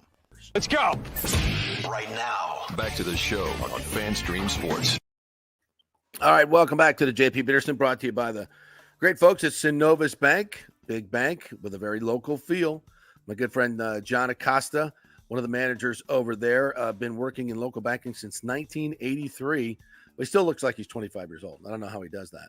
But great dude, and so many folks like that over at Synovus Bank. It's a really neighborhood feel. Every time you go into one of their branches, they greet you and treat you like you're one of the family, because you are. Once you come to Synovus Bank, you're one of the family. If you want to move your personal banking there, very easy app that they have, so you never have to really go into the bank, do all that easy stuff. Your business banking, they will really take a personal interest in helping you and investing in your business. So yeah, check them out, synovusbank.com. Go to a local branch and tell them JP sent you. I was just looking on Twitter, my friend, the X Machine. The Rays are always trending on my trends. And then when I punch it up, it's always something like Sugar Ray Leonard or something with the Ray. And it's never about the Rays. Why is that? It's weird. Same thing to me this morning. Right. Rays were trending, and it said like 7,000 tweets under it. And then I clicked, and I'm like, it took me a while to get to an actual Rays tweet. Yeah, there's Serpentius Death Ray, but it actually worked. Like, what is it? Like some, like whatever. Yeah, so there is no Rays news. That's what you're saying. Baker Mayfield is trending though. Of course, we didn't even mention that last night. I was watching the passing skills contest when he smacks that 5 going across the back. Like, I think he's highly underrated as a dude with an can I say elite arm? I mean, he's better than everybody else. He's got a lot of throw. He can sling it from a velocity standpoint. There's no doubt about that. Yeah, and when he's healthy, man, he's a hell of an athlete. He can scoot around. He can do it, and I love the way he carries himself. You know, he's back right now at the top of his game from a national perspective. I mean, think how beaten down he was. Think how beaten down he was from a media perspective. Even when he came here, you know, a lot of the local people were like, he's on his 4th team in 1 year and blah, blah, blah. He's got nothing. This is just a retread, blah, blah, blah. I'm like, well, let's wait. Let's see what he's got. The guy's shown some moxie. He's got some talent. Let's see what happens here. And he's had a hell of a resurrection. Yeah. And should he be the comeback player of the year? Yes. I mean, he should, but I mean, my gut still tells me DeMar Hamlin's going to win that award. And the dude was inactive most of the year. I mean, come on. I understand. Come on. The comeback player of the year should be somebody that played. Is that so? No, you're mean, JP. He was dead. I get it. That's great. That he's gotten all the recognition and everything that comes with that. It's a miracle. It's fantastic. He fought through it. The medical teams that saved his life. It's fantastic. This is a football award. This is not a medical award. Does that make me an asshole for saying that? Maybe, but this is a football award. And a football comeback player of the year, who had the best full season, not Joe Flacco. No, the best full season was Baker Mayfield. That's my take, and I'm not coming off it. I was going to point out, by the way, because you mentioned the skills competition yesterday, which again, I found myself watching because there's no live sports of any sort to even tune into. But you know what was also on last night was the NHL, the draft for the All-Star game. That's right. And obviously, you already mentioned at top of the show, Nikita Kucherov got drafted #1 overall. So interesting, you know. Yes. The NHL doesn't seem like they're interested in informing you there's 2 people in the MVP race, but there is. But more so, that you know what that proved to me, because I watched a little bit of both of them. The NFL in the Pro Bowls competition, I mean, you have all the greatest players there. I know they're doing 2 very different things, Right. but the Pro Bowl skills one could be seen as, you know, somewhat fun, you know, lighthearted. And Yeah. then I go to the NHL one, and man, if you want to know why the NHL just struggles so much to market their players, you should have tuned in last night, because it was a brutal TV product last night, JP. Why? I mean, I'm begging any NHL player. It's like every cliche just continues to come out of their mouth. Nobody has a personality. The game's greatest player, McDavid's there, and it's like there's no focus on him whatsoever. Like, everyone's like trying to make jokes, but they're like, no, the crowd's not even reacting to it. Even the stars they had there, like Justin Bieber, was really quiet. It was a really tough watch from a TV product standpoint. It's like cringeworthy. Really? It really was. Yeah. I didn't watch any of it, to be. I mean, it's not a big honest. event, but even then, like, they're going to have their skills competition, I think, tonight. Mm-hmm. And we'll see if there's any excitement there. But yeah, I watched the Pro Bowl skills, and I'm like, yeah, these guys look like they're having fun, and they give good answers, and they're having fun doing it. And you just don't get that in the NHL. Yeah. I'm not going to argue with that. They do not and have never marketed their product very well. All right, you want to play some of the Dave Canales from yesterday? I saw Dan Morgan up there. Boy, does he look different than when he played. I mean, I know it's been a while since he played, and I heard him talking about, you know, you got to fear the logo. It just, I don't know. It just fell flat. Like when Dan Campbell did his press conference, like he may have sounded like a whack job, but you believed him. Like this guy is, you know, he's passionate. I think this whole press conference, to me, from what I saw, the clips that I saw, was just a little off. I'm just going to say that. But here's Dave Canales speaking to the media, introduced as the Panthers' new head coach. Welcome to Carolina. Congrats on the job. You know, you're inheriting a team that's struggled, that's been through tough times. So what's your vision for coming in here and inspiring them and also just turning this franchise around? I want to convince them that there's a style of football that can be played and that has success over time. I saw it firsthand. It worked again in Tampa. The players are critical, those critical pieces, but it's a style and a mentality of playing, being crazy about the football, crazy about defense, offensively, just making smart decisions and creating an offense that minimizes damage and maximizes explosives. And so if we can get that going and we can get everybody on the same page, pulling the same direction, then we'll be able to create a winner here. And obviously you have a reputation for being this QB whisperer, resurrecting careers of quarterbacks and such. So what is your vision when you come in here and start working with Bryce Young to help him really tap into his full potential in year 2 and the years to come for his career? Turn his strengths into second nature, turn his weaknesses to strengths, and then really just find out who he is and what's the best thing for him as a passer, how to operate from the huddle all the way to the line of scrimmage. Identifying what that is pretty quickly so that we can start moving in a direction that becomes us. I like saying that a lot. We are going to become us. I'll be committed to that. And for the fans, obviously, you know, they're looking for some inspiration. They're looking to be motivated to come to these games and support you. So what would your message be to this Panthers Nation and what you're going to do here and why they should come in and support you? Finish everything we do. Finish practices, finish halves, finish games, finish seasons. If we have that mentality and that just becomes part of our DNA to finish, it'll put us in great situations late in games to win. We'll always be within reach and we'll have a shot if we get the ball back at the end of the game. So that finish mentality, I want that to be for the whole fan base as we come in here, that we're all the way through every single moment in this stadium chasing a championship together. There's a lot of, I don't know. Did that inspire you? Did that feel like a Dave Canales at the podium feeling in Tampa Bay? It kind of didn't to me. The press conference was a little different than that. Obviously, that was a kind of a stage thing for the website. But it didn't. I don't know. It just didn't give me put any fear into me. I did see something where he said with with Bryce Young, we got to get him to play faster. We got to get the ball out of his hands in 2.7 seconds. The research says that, in developing patterns, offensive line play, protections, what have you, 2.7 seconds is where he has to make a decision and get the ball out. And I think that's absolutely 100% part of it. He just holds the ball too long and doesn't make quick decisions.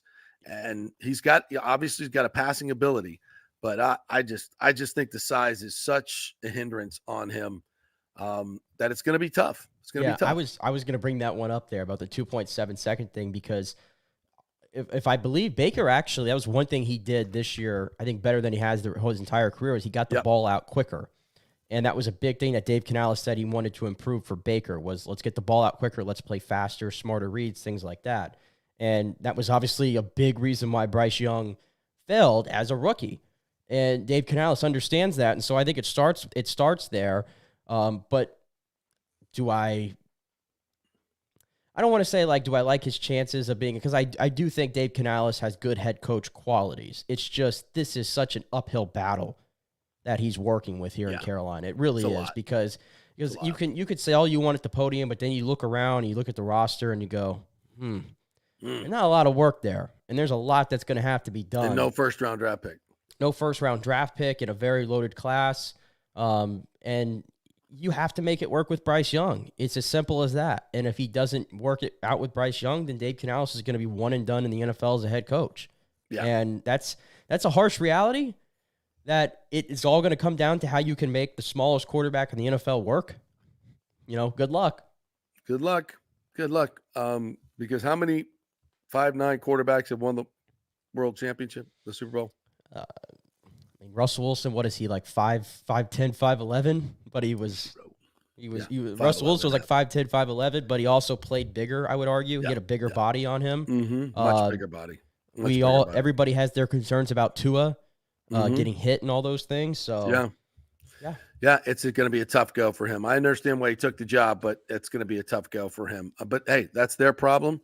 I'm not too worried about it if I'm from a Bucs standpoint. The one good thing that happened yesterday for Carolina was the fact of what David Tepper said. They asked David Tepper if he's going to do interviews, and he said, no, I'm going to be in the background. That's the best thing that happened to the Carolina Panthers yesterday. Right. Is that knucklehead realizing he needs to get out of the football business and let the people who he hires do their job. So good luck to the good folks in Carolina. And I still saw a lot of Bucs fans saying it yesterday. They're so turned off from Dave Canales. And I get it, because he's in your division and he's coaching your rival now. And they're like, I don't want to deal with him anymore. It's whatever. And I'm like, I just don't feel that way about Dave Canales. I really don't. We talked about it. I mean, you get a head coaching opportunity in the NFL, no matter where it is. How the hell do you not take it? Come on.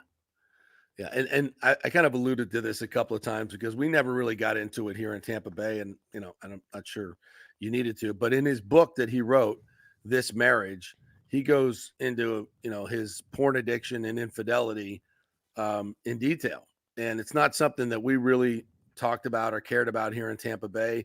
I don't even think anybody ever really did a specific story on it, but it became headlines in Carolina. It became, got picked up at a lot of different places, and this salaciousness of the story becomes something now that he's a head coach. I don't think anybody cared when he was an offensive coordinator, if that makes any sense. But I think, you put it in context of why he talked about it. I think it's a brave thing. I think it's a positive thing in his life that he turned it all around, because a lot of people have those things going on. And he was, and they wreck lives, they wreck marriages. They are, it's a horrible, horrible thing. And he was able to overcome it. That's why he wrote the book. That's why he did it. I think it shows a lot of character on his part. But you have to keep that in context over this salacious headlines. But but that's something that he's going to have to deal with now as he moves forward. When you move into a higher profile position, these things become, obviously, especially in this media atmosphere that we live in, that's what people are going to talk about, and that's what's going to hit Twitter. So good luck with that, Dave Canales, with all those folks. All right, we'll take a break. When we come back, Matt Matera is going to join us from the Pewter Report. He is fresh back from the Senior Bowl. Got lots of guys that he was watching that the Bucs may be drafting. The Bucs have always drafted guys out of that Senior Bowl, so they've definitely seen a few people in this draft class that will become Buccaneers. So we will talk to Matty Matera when we come back. Stay with us. JP here for the Jeeves Law Group, Jeeves. Call for a free case evaluation, 888-9-JEEVES. That's 888-9-JEEVES. We're local, we're trusted. The law firm brings over 80 years of combined legal experience focusing on clients in Tampa Bay, the state of Florida, and national class action cases. If you're injured, get that free case evaluation, no cost to you. The Jeeves Law Group's focus is on auto, truck, and motorcycle accidents, as well as class action and consumer protection law. Scott Jeeves is a board-certified civil trial lawyer and a certified circuit court mediator practicing in the Tampa Bay area for over 30 years. You hear him on the show all the time. Great guy, big Gator fan, and great for the community. The Jeeves Law Group is a highly skilled team with years of experience that will apply their skills, expertise, and knowledge to assist individuals who have been in an accident with compensation for damages, lost wages, medical expenses, pain and suffering, and property damage. Get that free case evaluation, 888-9-JEEVES. That's 888-9-JEEVES. JP here for the Geddes Gordon Real Estate Group and our good friend Jane Geddes. Folks, simply put, there is nobody like Jane. Jane is a former LPGA two-time major championship winner. She was also vice president of talent relations at WWE. She also has a law degree from Stetson. So if Jane can drain a 10-footer to win the U.S. Open and stare down Hulk Hogan in the boardroom, you want Jane on your real estate team to not only negotiate the best deal, but find you the perfect home or investment property. And when you work with the Geddes Gordon Group, you become part of the real estate family and get concierge services that include expertly staging, marketing, and preparing your home for sale. Advice on golf properties. Hey, you might even get some golf tips. Many of their clients become friends long after the sale or purchase is completed. It's all part of the deal. So if you're looking for that perfect home or investment property or trying to get top dollar for your home, go with Jane Geddes and the Geddes Gordon Group because there's nobody like Jane. Call 813-485-6808 or go to geddesgordon.kw.com. That's GEDDES Gordon.kw.com or call 813-485-6808. JP here for my good friends at Italiano Insurance, and they did it again. Once again, Italiano Insurance stepping up with the best customer service. I was in a bind. My old insurance company, my auto insurance, jacked up my rates, so I called Charity at Italiano Insurance, and she stayed till 9:30 at night until she got my insurance done. And guess what? She searched all these companies for me. I didn't do the work. She did. Saved me $1,000 on my annual premium. $1,000, folks. That's real money. And that's what you get at Italiano Insurance. Great customer service. And here's another note for you, by the way, with hurricane season up. 40% of people in Florida are underinsured. That means if you have something happen during a hurricane and you need replacement costs, you're going to get 40% less than you deserve. Can't let that happen. Call the folks at Italiano Insurance and get them to help you out in both those regards. They will save you money and keep you insured properly. That's 813-877-7799. Great folks in the community, been doing it for over 60 years. Italiano Insurance, 813-877-7799. Let's go. Right now. Back to the show on FanStream Sports. This football Friday. It's always a football Friday, isn't it? Until Super Bowl's over. Want to remind you, today's the last day for the Golden Diamond Source Valentine gift card match. Buy up to $1,000 gift card, and they'll match it, giving you $2,000 in immediate spending power. So, guys, if you got $250, you get the $500. You get $500, you get $1,000. Make it look like you spent a lot of money on your honey. That's how they do it at the Golden Diamond Source. Double that gift card match just today is the final day. So go on there, 3800 Omerton Road, always online at thegoldendiamondsource.com. Also, 3 to 5 year interest-free financing on that diamond if you want to buy that diamond. And you can use that gift card to get that engagement ring as well. So don't forget about that. Double your money on the engagement ring. So everything going on today at the Golden Diamond Source. Get your shopping done quickly. Just give her the gift card, then she gets to shop. She wants to shop anyway, right? You don't have to pick it out. Let her pick it out. $1,000 gift card match, up to $1,000. So do that at the Golden Diamond Source. All right, let's welcome in our good friend Matt Batera from the Pewter Report, fresh back from Mobile and the Senior Bowl. And it seems like every year, Yaya Diaby last year, they find guys and diamonds at the in the rough at the Senior Bowl. Who do you like this year, Matty? What'd you see up there? Yeah, there was a lot of exciting things to watch. I think wide receiver was probably the most star-studded group. Malachi Corley from Western Kentucky is a guy that kind of has a little Amon-Ra St. Brown feel to him. Ricky Pearsall from Florida. I know he's a Gator, but could really go up and get after it. Brendan Rice, the son of Jerry Rice, was another really talented guy. Ladd McConkey as well from Georgia. Just made people look absolutely ridiculous. So I would say wide receiver was definitely kind of the stars of the show. A couple big-time edge rushers as well from UCLA. Latu Latu was so good that he didn't even practice the last day because he was just kicking ass and taking names so much. And Darius Robinson from Missouri. They had him as a defensive lineman, but also lined up on the edge. I think he's a guy that the Bucs may pay a little bit more attention to. And yeah, to your point, they drafted a ton of guys from the Senior Bowl, including Cody Mauch last year, Kayvon Merriweather, who was an undrafted free agent, and Trey Palmer as well. So the Bucs love the Senior Bowl. You know, I'm a little disappointed. You mentioned the receivers, and you didn't come to my boy from UCF, Javon Baker, who I saw had some good clips. But then again, the receiver, I get it, is absolutely loaded. Like, I can't figure out if there was a receiver who didn't have a good week at the Senior Bowl. But the player I was going to ask you about, because he was trending all over the place the first 2 days, was Jackson Powers Johnson, the center from Oregon. And, I mean, I don't know if he's going to be there at 26 after this week, and I'm sure the process going forward, but doesn't he just feel like the kind of guy that Jason Licht would be just dying to have? Yeah, he is an absolute beast. I could have mentioned him as well. I mean, I got a list of names at all different positions. He is such a beast that he went into the Senior Bowl with a little bit of a hamstring injury and said, screw that. I'm still going to practice the first practice. Went out, was bashing skulls, did a bunch of interviews after saying, I love physicality. That's how you play the game. That's how you do it. The hamstring injury got a little bit worse, and everyone was telling him to sit out.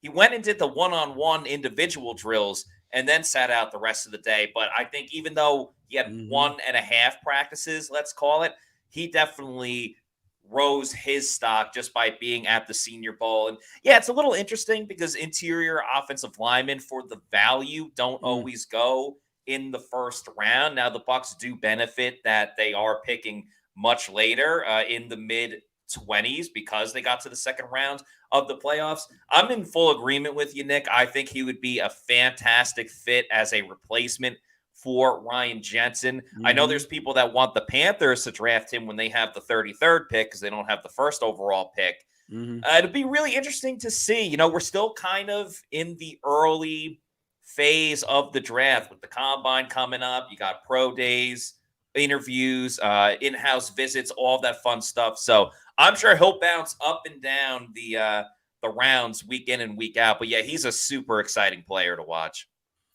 All right, FSU guy, give me the skinny on, I think Johnny Wilson was there, and Braden Fisk. I heard some guys on NFL Sirius XM this morning talking about him. I love the way that guy plays, man. He's obviously not a first rounder, but if you can get him in the third, fourth round, 6'5", 305, he's just a tireless worker, all energy. Love that dude. Talk to me about some of the Seminoles that were there. Absolutely. I got to speak with Braden Fisk for a little while, and just a great guy getting to chat with him. Very interesting history because obviously a lot of Florida State fans know him as a Seminole, but he played in the MAC for quite a while at Western Michigan and actually went up against Luke Edeke. So I spoke with him a little bit about that. And of course, the Florida State defense too. But the biggest thing that stood out to me with Fisk, his first step, his speed, timing the snap count. There were times I was like, wait, is he off sides or did he just like read the snap that quickly? He's got an absolute high motor, quickness off the ball for a guy his size. I mean, you watched him play. He's a gigantic dude out there, right in the middle. You know, everyone was asking him, like, what's the best part of your game? And I'm thinking, I know the best part of his game. I'm seeing that right there. So I was like, what are you working on? What are you trying to get better at? And he said he still wants to be an even better pass rusher than he already is. And he's obviously not, when you have Verse on the team and things like that, you're not going to lead the team in sacks, but he's still, I think, has a little bit of a pass rushing prowess. Yeah, I think he had 6 sacks last year. Yeah, he pushes the pocket with what he does. He pushes the pocket. That's definitely something to write home about. Johnny Wilson, again, like there's just so many talented wide receivers that I wouldn't say he struggled or did poorly by any means, but I don't necessarily think that Johnny Wilson had like a standout performance. He definitely won some battles. The biggest thing with Johnny Wilson, you just look at him on the field, and he is a gigantic mountain of a man compared to everybody else on the field. Jaheim Bell had a nice touchdown. The tight end, Florida State, had a nice touchdown yesterday, was able to make a move and get wide open. I wouldn't say that he was the belle of the ball out there by any means, but I think all the Florida State guys certainly held their own. There's no one that necessarily struggled, but I'd say Fisk probably stood out of all of them. Let's move to quarterback, the most important position on the field. Who do you think maybe helped their draft stock and who maybe hurt them? I saw some people talk about Bo Nix didn't have the greatest week.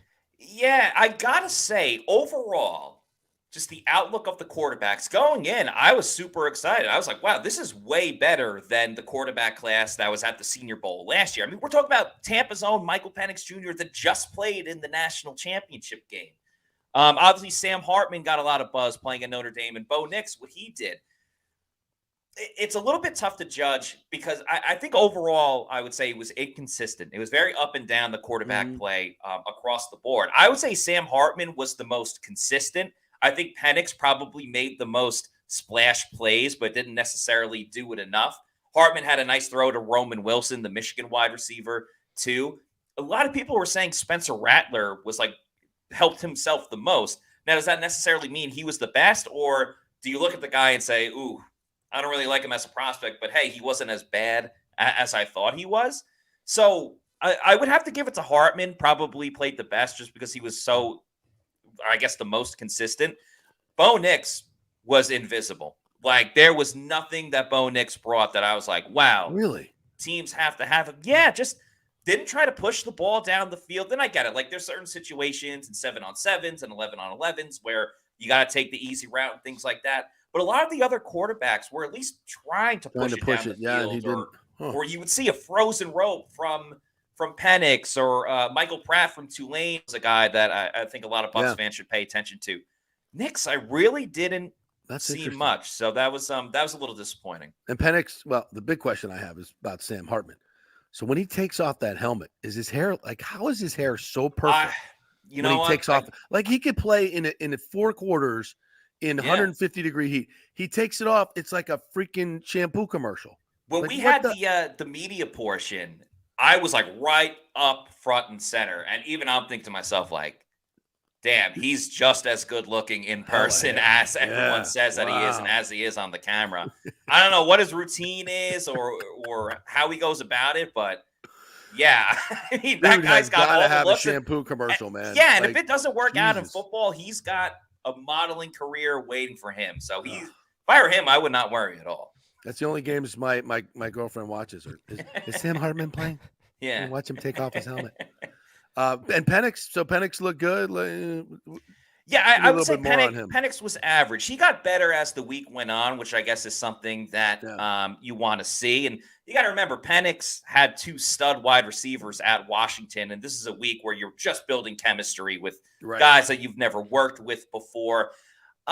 He struggles a little bit when there's pressure in his face, which I think is a bit of a red flag when you get to the NFL. And if you can't handle a blitz or there's a guy coming right in front of you, if you can't handle that, coordinators will just run it over and over and over again against you. So that worries me a little bit with Penix, but his arm is impeccable. He can make any throw. He's got power. He's got the right touch, and he could throw it deep, which I wish he would have done a little bit more this week. Again, the opportunity has to present itself, but I don't think he hurt his draft stock by any means.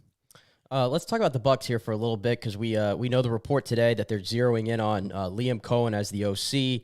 Just give us your initial thoughts, and if you've dived into him at all so far, what you've noticed at this point. Yeah, so once again, I think the Bucs had their hands tied a little bit with the coordinator search because they interviewed a bunch of guys, and then you see Van Pelt go to the Patriots. Gerard Johnson said, "I'm good. I'm going to stay with the Texans." So the Bucs, I don't think we're ever going to get the number one guy on their list.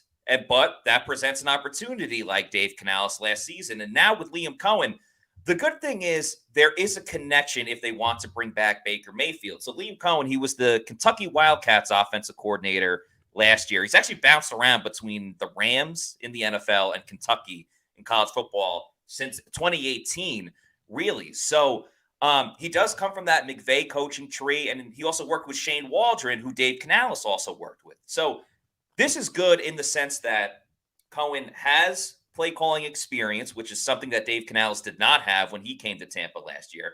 And it's going to be a somewhat similar offense to Waldron, to Dave Canales, where, yes, he's going to have his own tweaks and his own spin on it. But overall, it's not going to be like learning a new language, learning an entirely new offense when he comes in.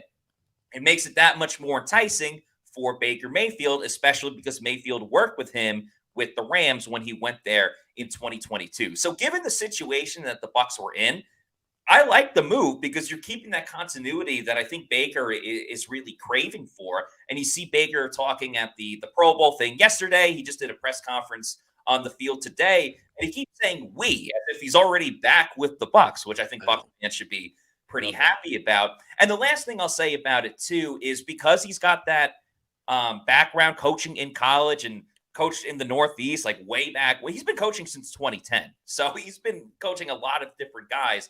I don't think it puts the Bucs in a situation where, yes, Baker Mayfield should be their number one quarterback priority, but I think there are other options if it doesn't work out with Baker. And because he was able to help mold Will Levis when Levis was at Kentucky, and he's worked with college quarterbacks that he can kind of relate to and bring in if the Bucs were to draft one. So I do like it from the sense of he can work with someone else just besides Baker Mayfield, even though Baker's the guy that you want to get. Yeah, I would think that this signing, hiring would portend that this is the plan. And what Baker said and the way he said it, it just seems like this is where it's headed. And, I applaud the Bucs for making that move. I thought maybe they'd stay in-house with Thad Lewis, but I think it tells us that the organization doesn't think he's ready. And he's only been in the coaching staff for 4 years. He was an intern. Yeah, 2020 came in as an intern. Yeah. So he's still very young in his career. I hope they keep him around as the quarterback coach because obviously continuity is king here, Matt, right? And that's what we're doing. It's the same system. Yeah. It's the same. Baker said it today. He loves the guy. So I think it's a great move. Could they have gotten somebody else? Who knows? But this is, to me, at this point, it's pretty damn good. Continuity. Yeah, and I think it gives Coen an opportunity to kind of spread his wings a little bit away from McVay. Yeah, sure, he was doing that in Kentucky, but to do it at the NFL level is super important. And that's kind of the pitfalls when you have a defensive head coach, is that if the offensive coordinator does well, they end up getting a head coaching job somewhere else, and you're back in this situation. But I guess that's a good thing because it means that the team is being successful. Yeah. So seemed like the Bucs were in dire straits a couple days ago, a week ago, and then you look at this hiring and you can kind of connect some dots and look for some optimism into the 2024 offseason and into next season. Is that something that concerned you at all? Because I know speaking to some of the assistants that were leaving, and a lot of them followed Canales, and I said this earlier, it felt like they were all happening at one time, and everybody was like, what's going on at one Buck? Why is everybody leaving? Why are they going? Yeah. But is something to be said here. Todd Bowles clearly didn't want to renew their contracts. So I think some of them were already up, right? So they had the opportunity to go, and now Todd can fully mold the staff how he sees fit, and obviously if Liam Coen as well. Yeah, a little bit for sure. I mean, Brad Isaac, most likely, the wide receivers coach, was most likely going to go to Carolina because he's extremely tight with Dave Canales. But yeah, to your point, Joe Gilbert, Harold Goodwin, their contracts were up, and the Bucs weren't necessarily like, hey, please come back. And I think where they excelled was kind of pass blocking, but for 2 years in a row, the Bucs were in last place in rushing yards and average rushing yards per game. Todd Bowles likes to run the football, and if you're not getting it done in the ground game, why are they retaining these two guys? So I think it was a situation of your contract's up. We're not exactly going to renew you. So something that'll be interesting with Liam Coen is coming from Kentucky. Kentucky's had a well-respected offensive line for a couple of years. So one of their offensive line coaches right now, I was just pulling up his name because it slipped me, Zach Yenzer, who's the Kentucky offensive line coach. Kentucky's had a well-respected offensive line for years. He also coached the 49ers as their offensive line coach from 2019 to 2021. So I would not be shocked if, since Cohen's coming in, if they try to bring Zach in as well and make him the offensive line coach. I'm not saying it's going to happen, but I think it would be a nice fit because the 49ers have a pretty damn good offensive line, and they did back then too.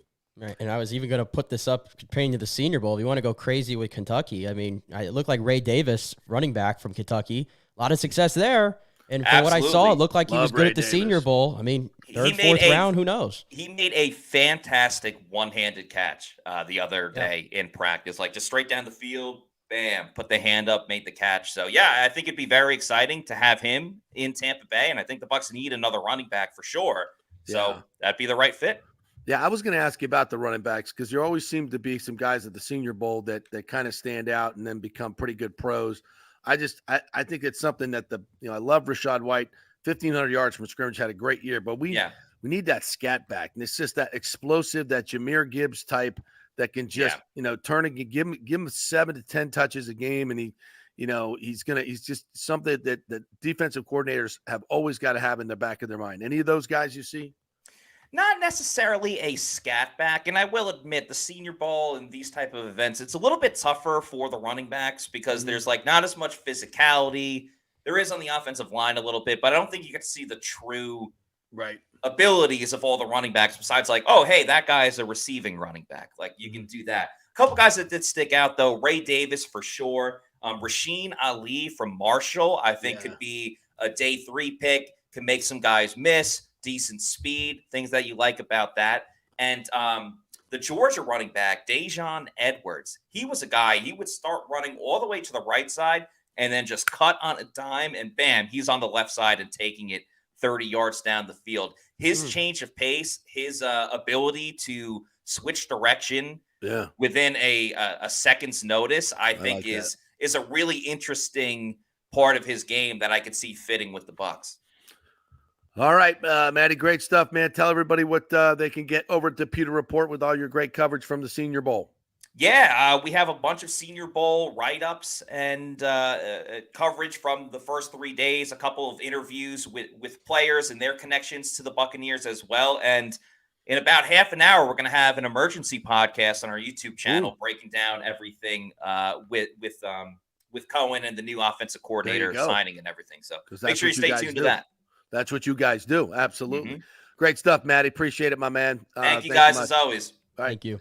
At Matty4_Matera. That's where you got to follow him there. All right. Let's squeeze in one more break here, and then we'll come back and finish things up. I want to talk a little bit about the Rays. We got to have Nick's on. We have to talk a little bit about the Rays, more about the Orioles, though, and what they're doing. Quick break. Back in 3. Stay with us.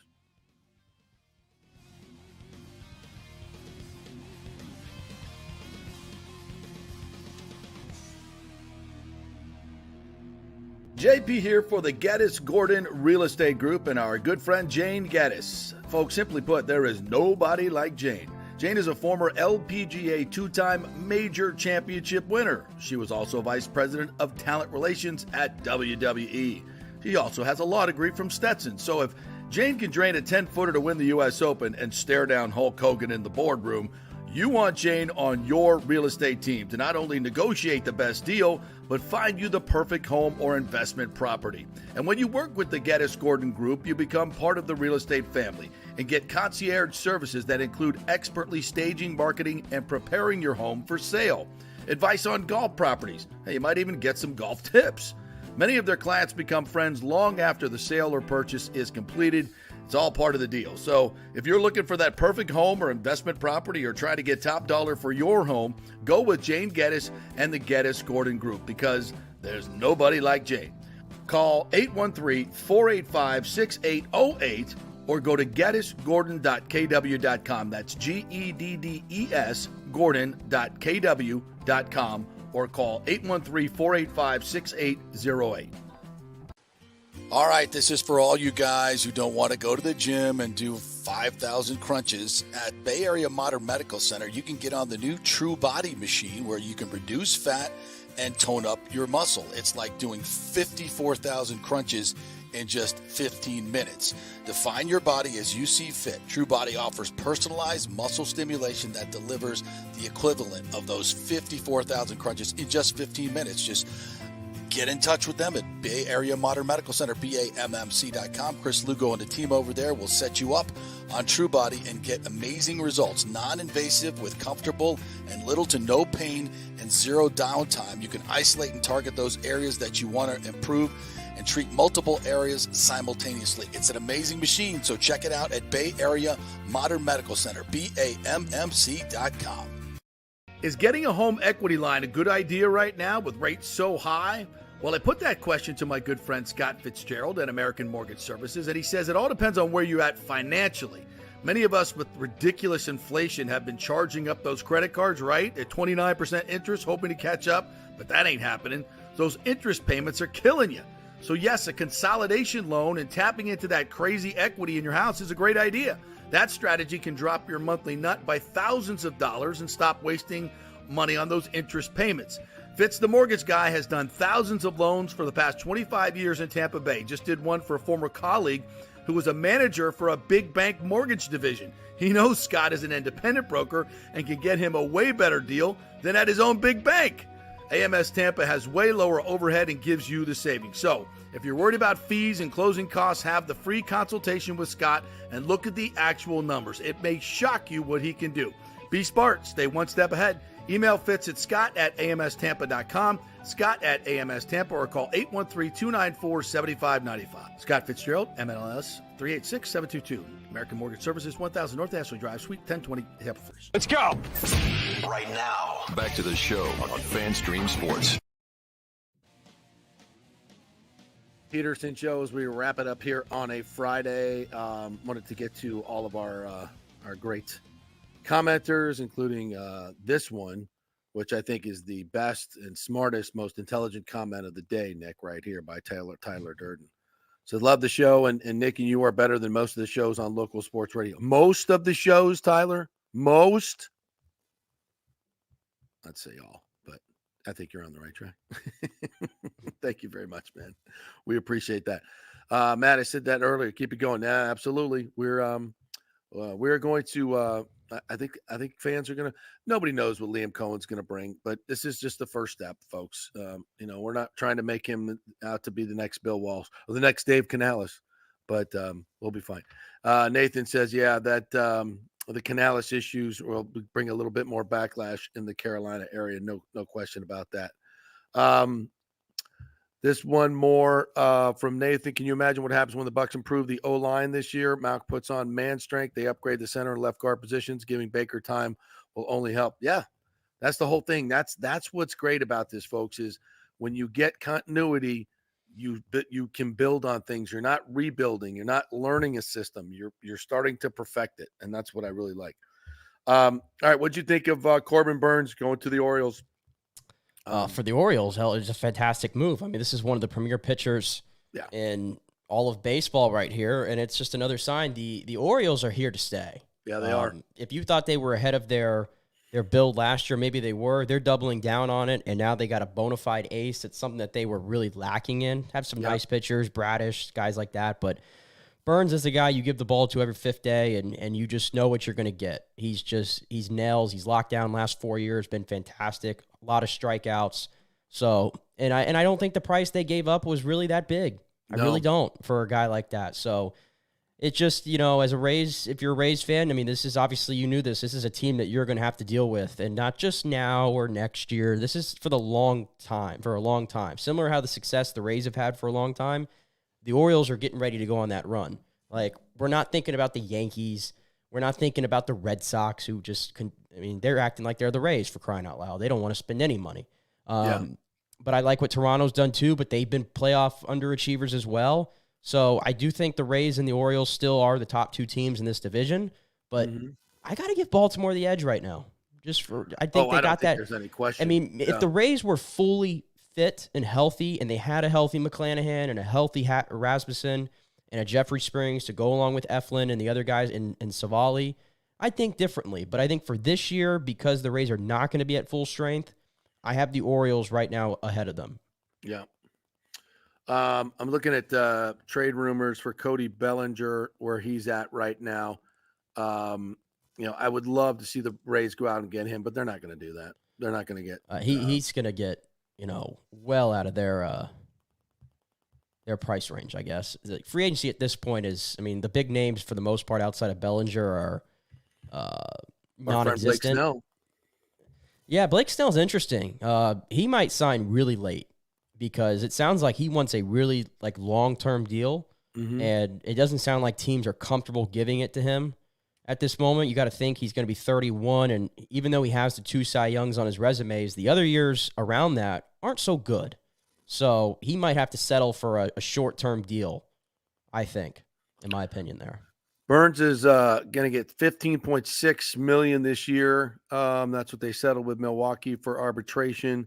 He'll be a free agent after next year. Baltimore's payroll will be $96 million to start the season, their highest opening payroll since 2018. They started $60 million last year, but a lot of good young players, and of course they added as well. So, I think I wouldn't hold my breath as far as the Rays going out and making a big deal, but I'd like to get them some veterans. Like you mentioned, catcher, I think they're going out on a limb if they're going to rely on Rene Pinto. Yeah. If you want a veteran, I mean, Yasmani Grandal's out there. He can give you a little bit more upside at the plate. I know that for sure. I wouldn't mind that. And I'm always going to keep saying it. Evan Longoria is a free agent. Bring him home. Why not? Why not? He definitely could use that presence in the clubhouse. No question. I think at this point, you're not going to get big fish through free agency. Let's just get some veterans in here. All right, kids. Well, enjoy the Pro Bowl this weekend. The NHL All-Star Game skills competition tonight. Nikita Kucherov will dominate. I'm sure some of that. Be looking forward to that game. What else is up this weekend? The weekend of we got Pebble Beach to watch all weekend. I've already been watching a ton of that. It was Brady. Was he doing a program with Scotty Scheffler yesterday? Yeah, Is that what I saw? He's playing out at Pebble Beach. Yeah, absolutely. So he's been in the news a lot as well. Did a bunch of interviews this week talking about accountability and how it's lacking in the NFL these days. All right. Thank you guys for joining us. Matt Matera for joining us. Great job, Nick. Thank you all each and every day for watching us. Our numbers continue to grow. We really appreciate it. Please share the show whenever you can. Subscribe to the YouTube channel, The JP Peterson Show, FanStream Sports, and our podcast as well. You can always listen as a podcast on Apple and Spotify anytime you want. And as Nathan said, Tyler said, better than any of the shows on the radio. That's right. So don't forget to listen each and every day. Thanks so much for watching, and we will see you on Monday.